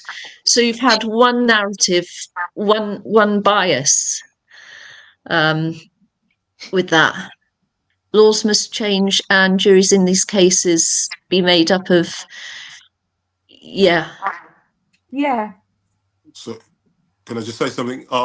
Just seeing that crime scene to courtroom has actually featured the live stream of Mark McDonald. Oh hey. Oh gosh. Well, he just put everything up, so yeah, I mean, see, I'm just seeing what the title of without trying to play the whole video. Let me just see what he's called it. It says lawyer for Lucy Letby steers new evidence they claim cast doubt on her conviction. I think they prove, in my view, rather than they claim. I think it's more than just a claim. Yeah. Very funny. Because I mean, I do listen to his channel because he posts up these transcripts, but I hear a totally different thing from what he's thinking.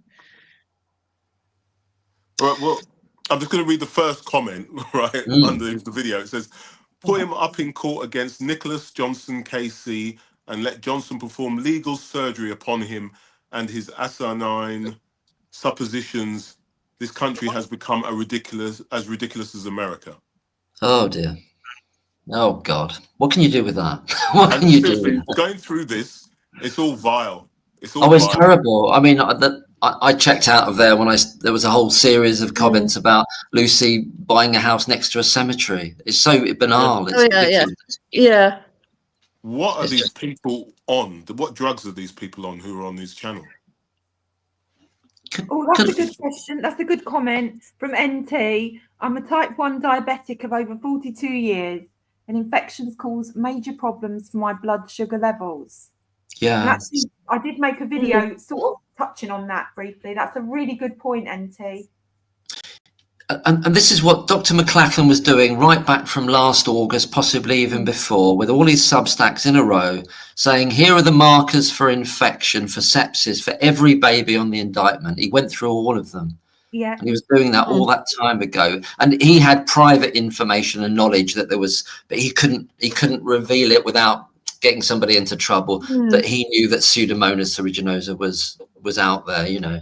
But he put the Substacks out there all that time ago, really. Yeah. But apparently he's been in contact with David Davis, because that's another big player in this, obviously. And I don't know whether David Davis is interfacing with Mark McDonald now. I hope so. Hope so. That could be very powerful as well. He's mentioned it, I think. Yeah. I haven't heard much from David Davies for a few months, because he used to be very vocal, and he's gone a bit quiet. I mean, I don't believe for a minute he's forgotten about Lucy. I just think, I don't know, he must be working on something, why he's gone so quiet. Yeah. I think Probably he is. busy with stuff. Behind the scenes with Mark McDonald on this. I think there's a connection there. Because this is kind of almost political now, isn't it? Or perhaps it always has been. Yeah. It's that big, really. It's the whole system. The whole system is kind of feeling imperiled by this being reversed. You know, the police, CPS, the court system, the whole criminal justice system, and the NHS are really in the spotlights. The fallout from this, when it is overturned, is huge. It's incalculable. It's going to be more than one organisation that ends up having to change the way it does its business. Yes, exactly. Yes. Well, I think it's going to have massive ramifications for the police. Massive. Yes, it would do. You know, I mean, just the fact that this team was given an award for being the best investigative team. I've never heard so much rubbish in my life. Maybe they did a lot of good work before this case. I mean, you don't know. Yeah, well, and then they only got this one wrong, Yeah. Just this one, just this one time they got it wrong. It makes you wonder who came third, you know, if they won it. Yeah. So, God help us. Probably the Metropolitan Police, I'll tell you that. I worked with the Metropolitan Police for 11 years. Probably the Metropolitan Police came Right. Yeah, I applied to join them once, but I didn't go all the way. But yeah, I'm not saying I was a policeman. No, I wasn't a policeman. I worked in the civil service, but I did joint operations. With Scotland Yard and a lot of the central London police forces. Yes. Forensic scientist for 18 months. Sorry? Oh, gosh. I was a forensic scientist for 18 months. Where were you based? Lambeth Road. In London? Yeah. Oh, wow. Okay. Next to the Nova Hotel. I think it was the Nova Hotel anyway. Yeah. It's probably too long ago for me to remember any of that. Yeah. Because I'm so far out of London. Oh, you know, so long since I've lived in London that. Yeah, same here. I was in there in the 80s and 90s, but a long time ago. Yeah. But, oh my goodness, it's just to go back. This thematic review that was passed to the police at the beginning of the investigation. Can we realistically believe that the police didn't hand that thematic review over to Evans? Well, can we? I think no. In one of his. Wasn't it the interview with John Sweeney? Doesn't he admit that it was passed over to him in that interview with John Sweeney? I haven't heard that interview. I still can't seem to get around to doing that. I'm not sure if that was just the paperwork in general that he got given hadn't been anonymised, and Lucy's You know, the Yeah. I think it was then the thematic review. That would have been all the paperwork. That would have been the thematic review. That's what I assumed it was. It was a thematic review that was has Miss Letby's name all over it.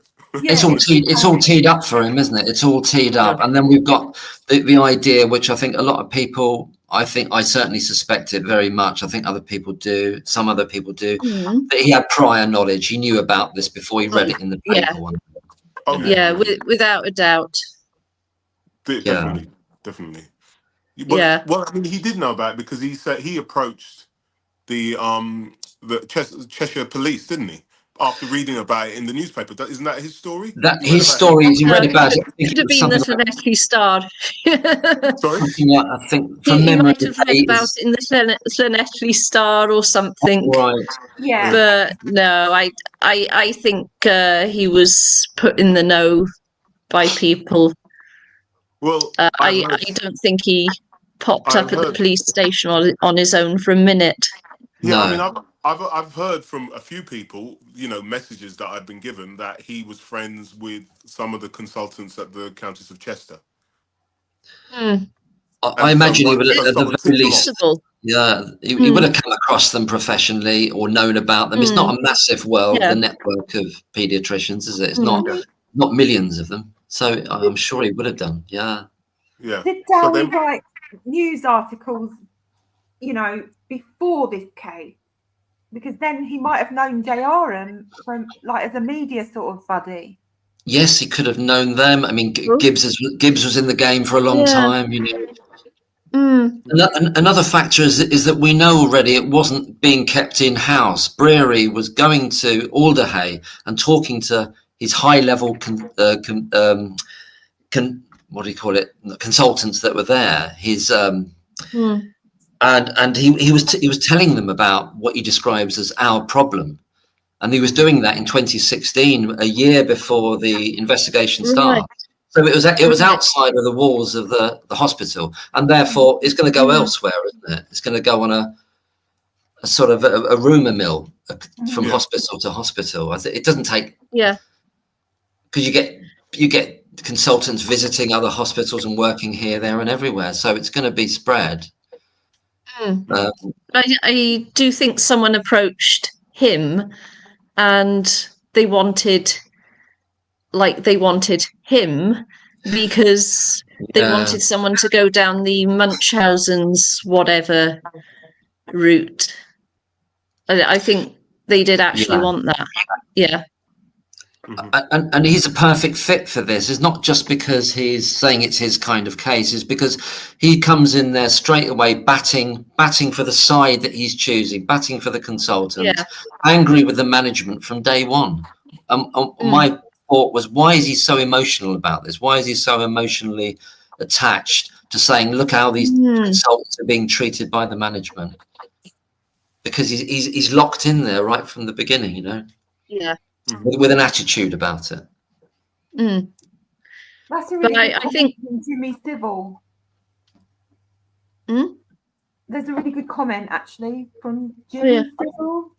Can you see it? Yeah. Oh, sorry, I'll go back to that. Although you are right, the fundamental process is to present evidence which is crystal clear to the layman jury. That's the effective way to remove reasonable doubt. So, I don't know if he's trying to say that sometimes in trying to make it a little bit too layman, that you can make it look as if you're completely positive about something, when actually you're not. Maybe, yeah. I think the onus is on everybody to present the truth, not to dress it up in any way or to water it down, because just present it in its raw form. Evidence should always be presented in its rawest form. Yeah. Anything else it's like contaminating a blood sample or contaminating, you're contaminating it if you try and dress it up in any way or present it in your specific way. You've just got to present it as it is. I think a real difference with this case is, unlike other murder cases where it's obviously a murder, somebody's been stabbed or shot or strangled, is here we've got cases where people are deciding, certain people are deciding with a skin in the game, what is expected, what's unexpected, what's explainable, what's not explainable. And they've got motivation for deciding that, you know. Mm-hmm. It's not value free for them to be doing that. And it is a matter of their opinion, you know. Mm. Yeah. And that's what's skewing it as the idea, because and effectively it's the consultants and Evans that investigate it. Essentially, you know, the police are kind of there around it, sort of in order to put it across to the CPS, aren't they? Eventually, but they are the police actually investigating anything at all to do with medicine? No, nothing at all. No. That's a really good point, actually. Because they don't have that, and they acknowledge that, to be fair to them. They say, we don't know what the hell we're doing here. Who have they got to rely on? The consultants and then Evans. And that's their whole world that they can operate with, really. But they're happy to. They're very happy to. What they should have done with Dr. Bowen, if they were interested in fairness, is send all 33 sets of notes to her without Evans's report, and to see what Dr. Bowen comes up with blind, and see if she picks the same ones as being deliberate harm. But they didn't do that. They teed it all up for her so she could just rubber stamp Evans. And what was the thing about only selecting the nurses on duty? Why? Yes, exactly. Yeah, no doctors. Yeah. They deleted the column that had all the doctors. They did. Before they presented the thematic review and everything else, they made sure they removed the consultants. Which the second I heard that, and I heard that very early on, I thought, this is a frame up, isn't it? It's definitely she's definitely been fitted up, because why would you do that? You'd have no reason to do that unless you're trying to fit someone up. It's so blatant, isn't it? It's literally saying, well, it can't be one of us. Yeah, it is saying that. It's just ridiculous. And then again, that whole would have known that. No, I don't think the jury knew that. No, they didn't. Did that only come out in the Thirlwall inquiry? It might have come out in the Thirlwall inquiry. It was definitely subsequent to the convictions it came out, wasn't it? That there was this other version of the chart, as it were, you know. So that's. I mean, I'm surely that alone should get a review, you know, an appeal. Yeah. That should get a review. Just that alone. I've been wondering lately about this idea of talking about statistics and then talking about the medical side. That if you're trying to do both, you're kind of working in oppositional ways, really. Because if there were no murders, then why do you need to think about statistics at all in terms of who's on duty? You don't, do you? But maybe it's just that they have to fight everything that the prosecution raised, as it were, to smash everything that they put across. That's actually a brilliant point, because you shouldn't arrive at the conclusion that there's been murders based on statistics. You can't just say because somebody's somewhere at a certain time, every time somebody dies, that shouldn't be your basis for then going down the route of looking for murders. It should be that we found these positive tests, like, you know, lab tests that suggest that somebody's been poisoned or something. That should be your starting point. If that's not your starting point, then you've got a problem. Yes, exactly. They sort of left a whole chunk out of the NHS investigation step progression, the safeguarding bit. So by the time they went to the police probably, as they do follow procedures, would have thought that part had already happened. Exactly. Yeah. So having said that, do the police follow procedures? Do the police follow procedures? They're aware of procedures. Probably not. Not. I was going to say they have an awareness of what the procedures are, but I don't know if they really. So they might have presumed that section of safeguarding, you know, had happened, and it hadn't. That's why I mean the whole thing looked really sneaking to me. Like, you know, like we were going back to the statistics. It's like they add all these layers and draws of doom and everything else, if for no other reason than to make it really difficult to unpick. And when you actually just want to ask a basic question, well, did the safeguarding team get called? then you find out that never happened. And really, before they went to the police, that should have happened. Yeah, but one thing I'll say about, again, going back to Tony Chambers, is one of the first things he did, I believe, is he got, I think it was Alison Kelly or someone, to commission the Royal College to do their own investigation. Yeah. Without any information, and he did it the correct way. Even though he was criticised at the Thirlwell inquiry, I think he did it exactly the correct way. He didn't tell them there might be murders. He just said, babies have died. Yeah. We need to know why. We need to know why. Yeah. And he left them to with an open mind to find out the reasons. They didn't come back with anything to suggest a single nurse. They came up with all the problems that we're aware of, such as the hygiene, such as the staffing, such as the training and stuff like that. That's what they came up with. So that's the other issue I'm kind of thinking is, I don't understand how if anyone suspected Lucy, you know, how her competencies, the things that she was allowed to do, wasn't scaled back. At least for like a month. None of that makes sense. None of it. No. I mean, everyone was saying no murders, no murders, no murders.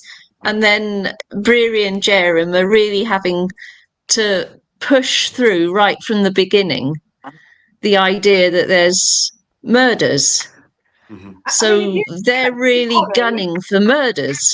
Yeah. If you suspected a colleague, just imagine for a minute you're working in a hospital and you suspect a colleague is somehow murdering babies. You would, before you did any kind of gossiping or draw of doom, you would make sure that staff member had another staff member with them at every single moment. You would make up something that you would check in the skill sets of the staff on the ward because there'd been high mortality. You know. Yes. You would have done so many things that they just didn't do. Absolutely. I can't remember doing those things by the looks of it. So instead of trying to take action, they were like creating a rumour mill. They were working very hard at that, but they weren't doing anything to, you know, it's almost like they were trying to create this narrative which they could then act on. And makes you want to know why. There has to be something deeper still, because you don't go to all that trouble. That there must be something more. That might just be me being a bit of a conspiracy. There has to be something more, because you've got this meeting between Breary and Karen Rees. Karen Rees, isn't it? Yeah, Karen Rees. And this goes back way now, where Karen Rees is interviewed on the television saying that Breary is supposed to have told Karen Rees, okay, you can leave Lucy Letby in here, but if any children die, it's on you now. And Karen Rees says, he never told me that. I never would have accepted that. So they're diametrically opposed there. And so one of them's making that up, aren't they? I trust Karen Rees personally. I was going to say, we know exactly who's making it up. You know who it might be, Because not only that, because even Tony Chambers, or either Ian Harvey or Tony Chambers, no, I think it might have been Ian Harvey, when they had the meeting on the 11th of May, and Breary and Jerem were in the meeting, and Breary claims that he brought up the possibility that Lucy Letby was killing babies in that meeting on the 11th of May, and Ian Harvey says no. That Lucy Letby's name, no nurse's name ever got mentioned. That wasn't mentioned. And then at the end of the meeting, Ian Harvey sends an email to everyone thanking them and saying that it was a very productive meeting. And there's in the meeting notes, there's no mention of Lucy Letby or any nurse being, you know. So he at the Thirlwell inquiry has made that up. It's quite clear that he's made it up. Crazy. Yeah, so he has a form, doesn't he? He has form for doing that, for making up stuff. Yeah, he did it with the not nice Lucy comment as well. Apparently, he never said that, so he remembers things he said which he didn't say. There seems to be a bit of pattern there. Yeah. I mean, Breary's answer to the idea that he says, I can't remember when Jayaram told me about what happened with baby K. He doesn't say he didn't tell me. He says, I just can't remember. I mean, that's just him positioning himself. Bullshit, yeah. It's you can't. I don't believe it. Yeah. How would that slip your mind? You know. But you can get away with saying I can't remember, if you know what I mean. Exactly. It's a strategy. It's a strategic move. Yeah. It's a strategic move to protect him, but also to protect Jayaram, because if he says, well, he didn't tell me, no, he kind of protecting himself as well, because if he did tell him because it happened in February 2016, didn't it, baby K?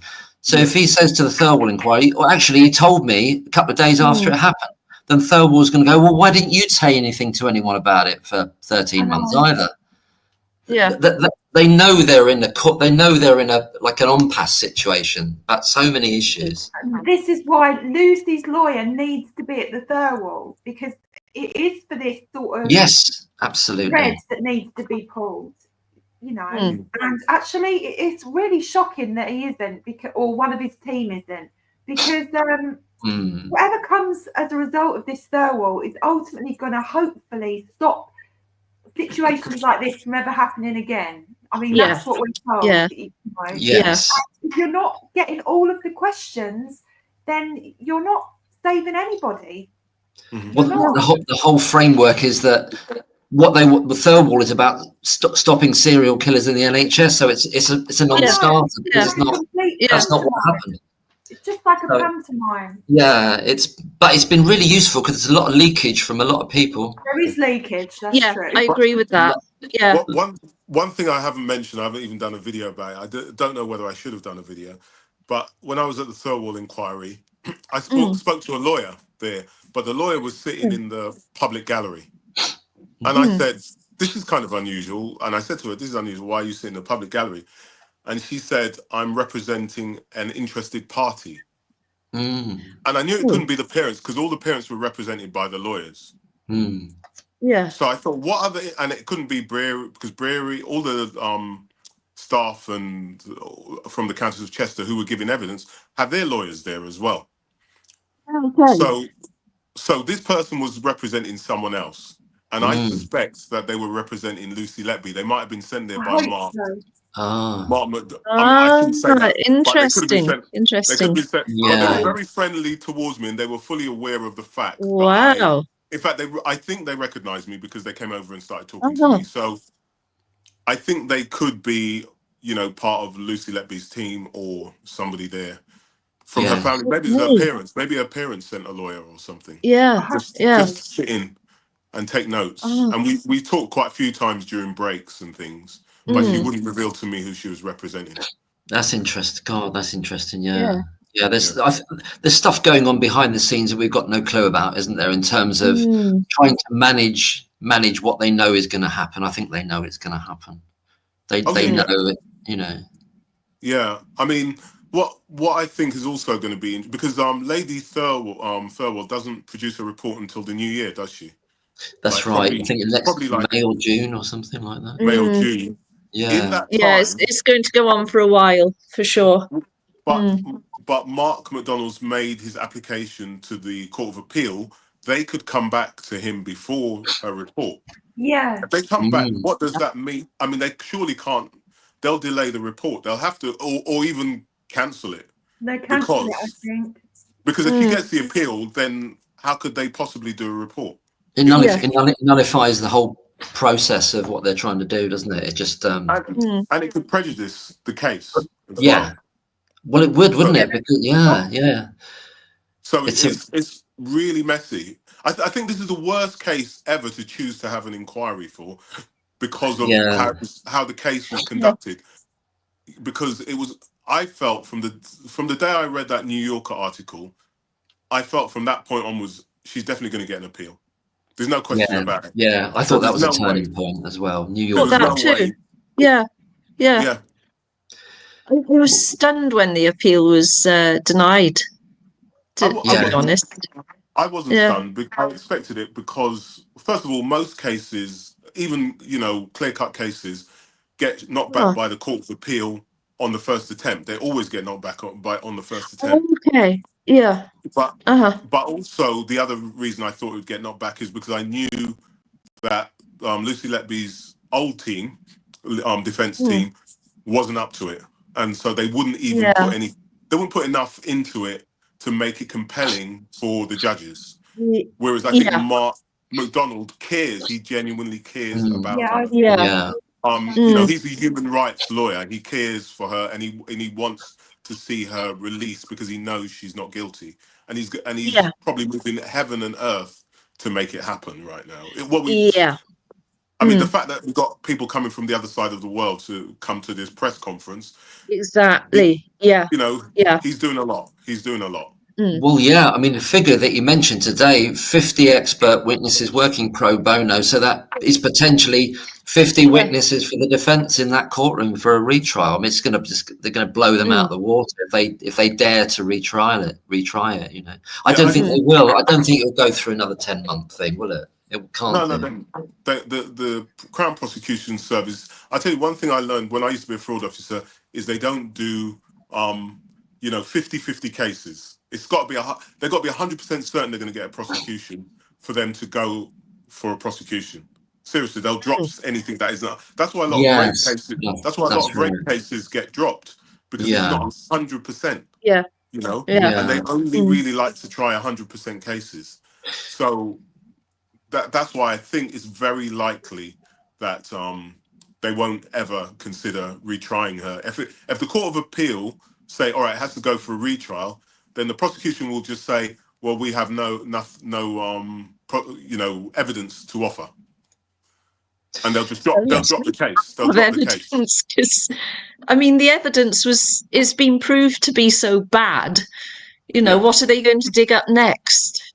Well, they can't. There's nothing new that exactly. Yeah. Anything they dig up now will only be to help her defense. They can't dig up anything for a prosecution because there is nothing. Yeah, that's right. There's a point in the first place. Sorry. There was nothing in the first place. Sorry. No, I agree with you. Nothing in the first place. The point that Colin's making here, in a message to Trevor Chappell, the appeal court judges said Jairam is a liar, but that's summing up of the 2024 retrial. He was throwing some shade at Jairam there, even though they didn't give the right to appeal, wasn't he? He was definitely in that summing up. Yeah, that male judge, you know. They didn't call him a liar, but if you read between the lines, it meant he's a liar. Yeah, exactly. But they didn't basically, They didn't use those words. They just said that that you got good grounds to question. Yes. What he has to say. And he did it in a politic way. And the amount of time it took before he came forward with his evidence. You know, I know. If I saw my neighbour stabbing a child, I'm not going to sit on it for 13 months and then suddenly say, "Oh yeah, I just remembered. Yeah, my neighbour was stabbing this little child." Yeah, I'll wait 13 months until it goes to trial, or after the trial, and say, "Oh yeah, I remember it." It's unthinkable.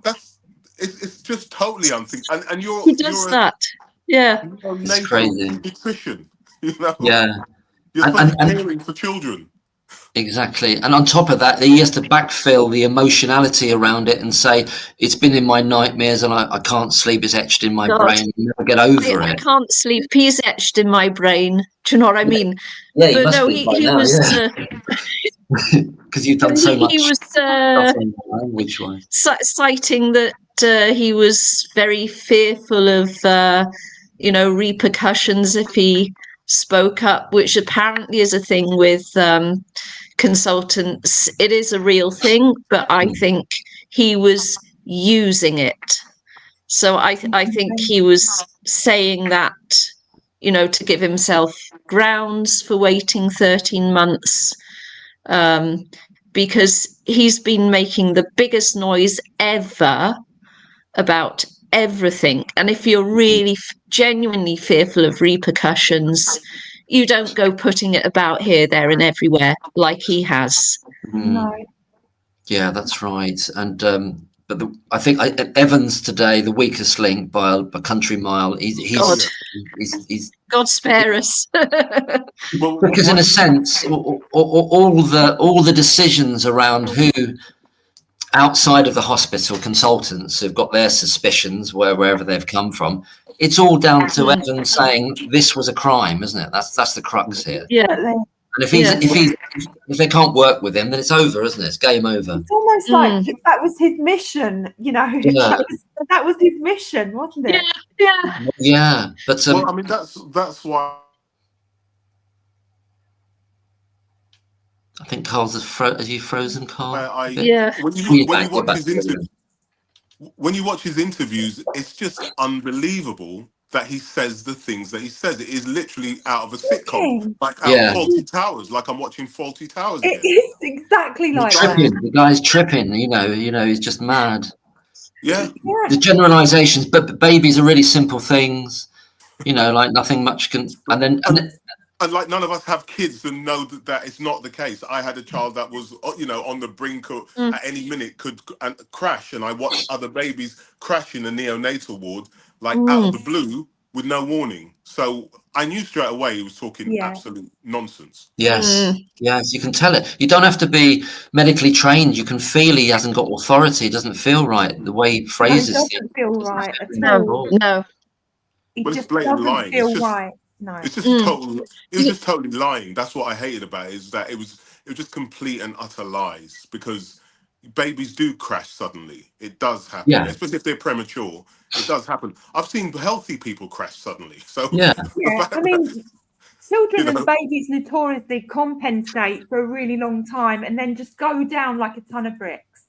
Yes, especially at night. Especially at night is the most common time. Yeah. It's like, do you ever have like a cold, a really bad cold, but you get through the day, you go to work, and then at night you feel terrible when you go to bed. Yeah. Your body starts relaxing and stops fighting because you're ready to go to sleep, and that's when your body gives in sometimes. Yes, that's right. That's right. Yeah. And Lucy Letby's on most of the nights, and that's why she's coming across these scenarios, because she's doing nights all the time. So, there's a question here from Jesper Norgard, sorry. When and where did Pseudomonas actually get detected? I've not seen anything in Thirlwall inquiry. My understanding of that is either May or February 2015, depending on who you listen to. It was actually, well, the report I read, it was May 2015 was the first first time anyone put pen to paper or typed any document that suggested that there was Pseudomonas in the ward. And then literally a few weeks later, the first baby died. Yes, right. So, you know, the coincidence of that is more shocking that they didn't notice that coincidence between those two things and they were looking for something obscure, the unicorn. They were looking for the unicorn when they had it right in front of them all the time. Yeah. Yes, and Mike N says John Sweeney tripped him up good and proper. That's true. John Sweeney did kind of get Dr. Evans to admit that ward should have been closed down the moment they found that. I need to listen to that interview. He said if he was in charge of the ward and there was even the slight hint of Pseudomonas, he would have shut the ward down immediately and transferred the babies. Isn't it amazing Evans can say that, and can't he hear him working against his own narrative of stability? You know. Yeah. But John Sweeney's brilliant. I tell really, you, we should say thank you to him, because he's John the one. The way he interviewed him was incredible. Absolutely incredible, because he allowed him to give himself enough rope to hang himself, and then he hit him with the punchline which he couldn't escape from, you know. And every time he did it, and then he was backed into a corner, and he had to admit, okay, I was kind of wrong, you know. Maybe this is what would have happened, or maybe you know, he's very brilliant. But John Sweeney was actually at the. I don't know if you noticed, he was at the press conference. Yes. He asked a couple of questions, didn't he? But I can't remember what he asked now. He asked quite a few questions. I think he said something about sort of insulin-y sort of type. He asked Richard Taylor to explain his what he had said about Baby O again, because he was it that, or was it the insulin? You might be right. There was a couple of questions. There was a couple. Yeah, there was a couple. So one might have been Richard Taylor, asking him about Baby O, and the other thing, because he tried to understand what the meaning of the readings for the insulin were. What does it mean if it's 99? And then that's when Mark McDonald mentioned that it could be contaminated. Yes. Yes. Because again, there was that was along with Baby K, I think, because he mentioned contamination both with the insulin and the glucose levels. It had high glucose and high insulin. Insulin combats glucose. So like I was talking to Mark right at the beginning, at the very least, you would have gone back and repeated that test. Well, the level of insulin would have killed an elephant, maybe.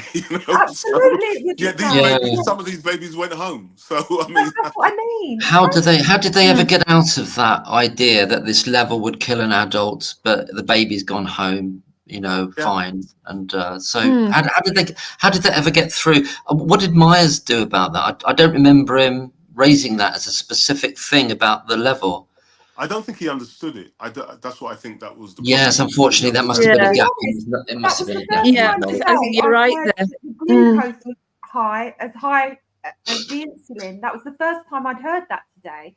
Up until now, I just thought it was only like an excessive insulin level. I never heard that the blood glucose was through the roof as well. Well, apparently it's meant to be an error code, which shows it's unreadable when it goes to this error code, which means it's above this incredibly high level. So it's not measuring 999. It's just if you'd given 600 even or whatever the correct dose of insulin, if you'd given even the correct dose, the glucose wouldn't have been high.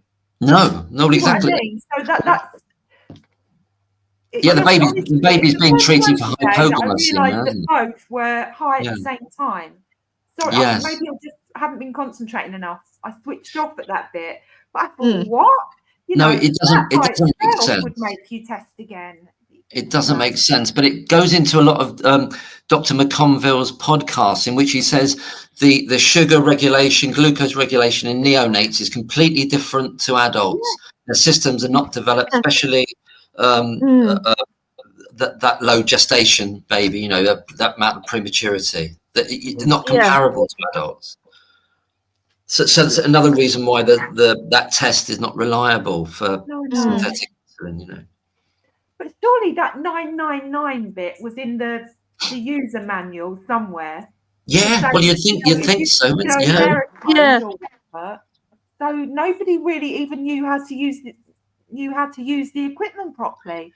That's quite scary, Well, and also at the trial, the prosecution witness, they're meant to be impartial as to what documents mean. And so you've got Anna Milan, who's for the prosecution, who works in part of that laboratory or related to it. And she's not bringing it up because they're all on one team. They don't want to bring up anything inconvenient. And that shows what a load of nonsense is get aired and put on the table. Then, like I said earlier, you're not going to stop any of this stuff from happening again. As horrible and horrendous as it is, it has to come out every single last drop. It has to come out, and the system's terrified of it. It doesn't want to know about it, but it's going to have. It's too big now, isn't it? It's too big. The momentum is so strong now. Do you know we've been on for like 2 hours and 15 minutes? I know, guys. Sorry, I'm on my way to bed now because I'm an hour ahead of you. Yes. Thanks. It's been thanks so much for coming. Being on. Really great talking to you. Yeah, and yourselves. Talk with you, Black, as well. Thank you so much for all you're doing and amazing videos and looking in the language. And yours as well. There's so much.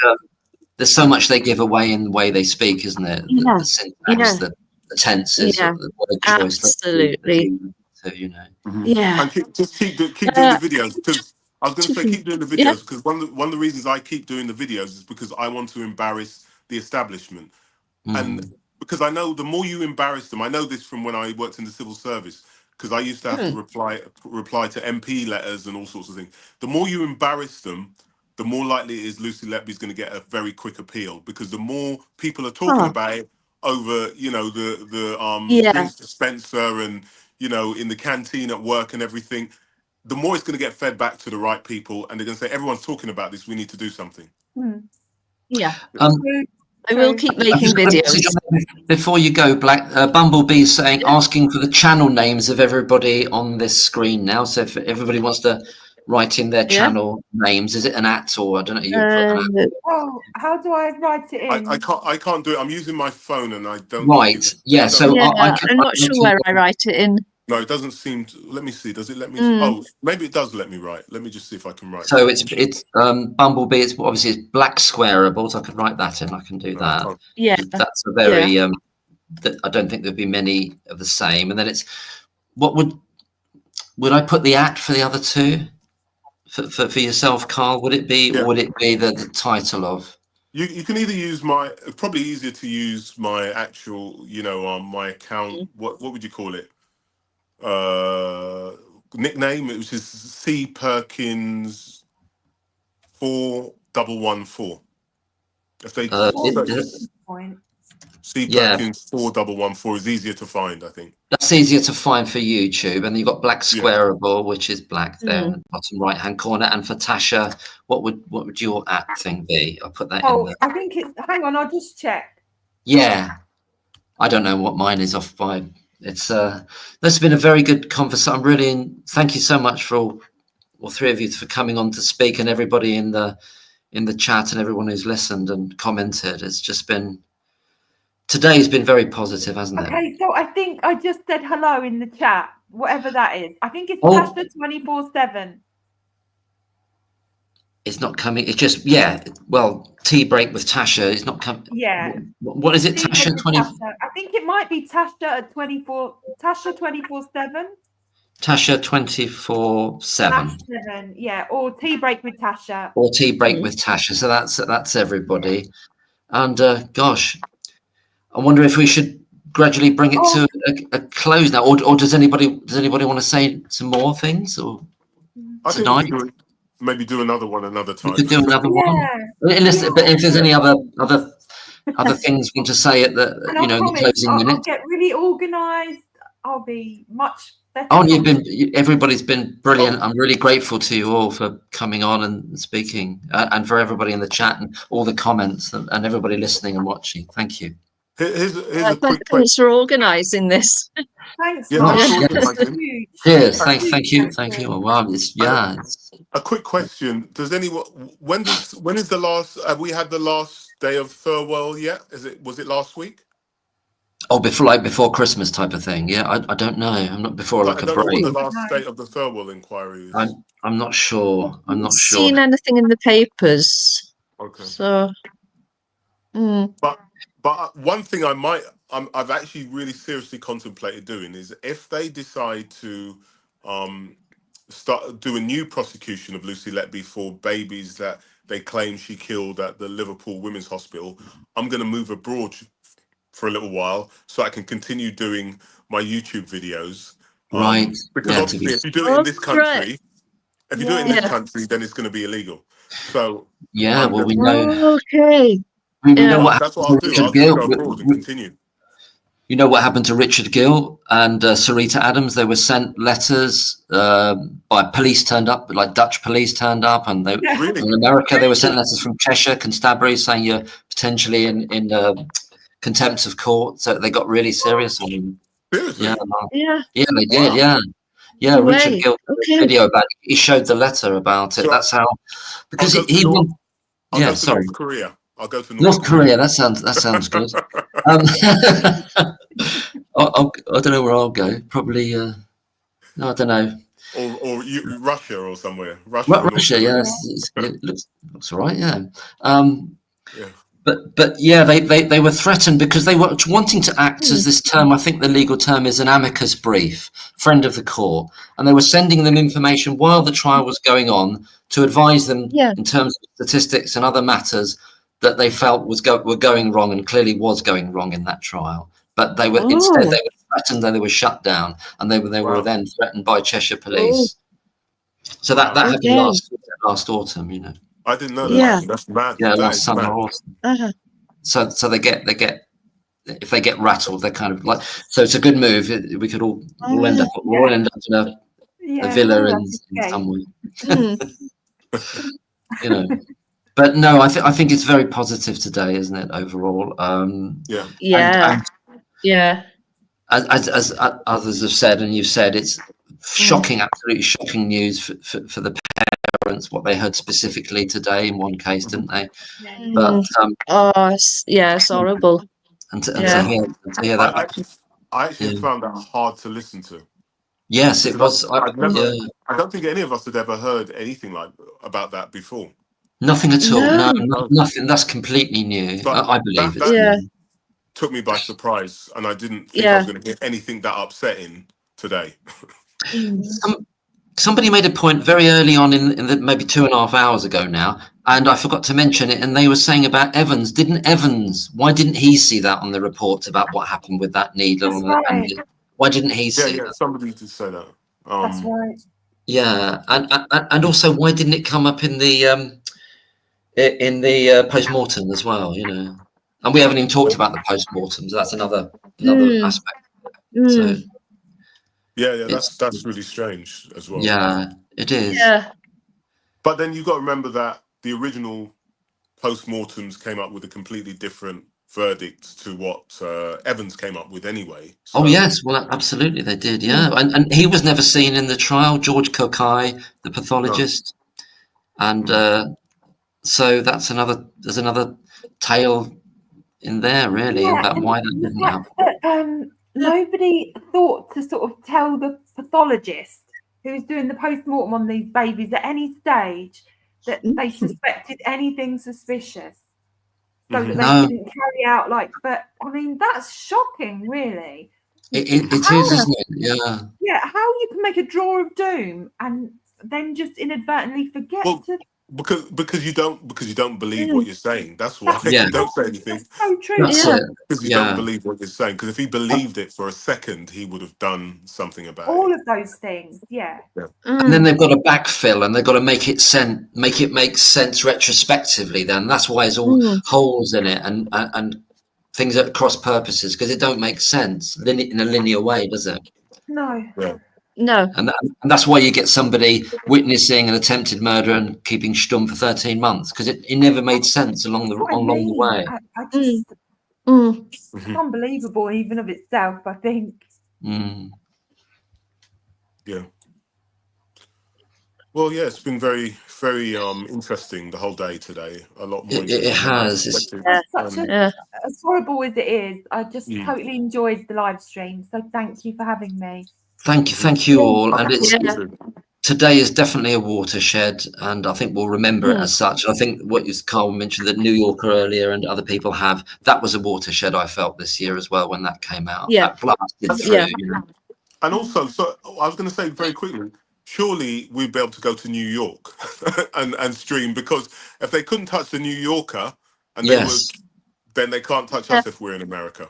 Yeah, well, I've never been to New York, so that would be good. I have. I've got relatives in New York that I Oh, can stay right. with. Nice.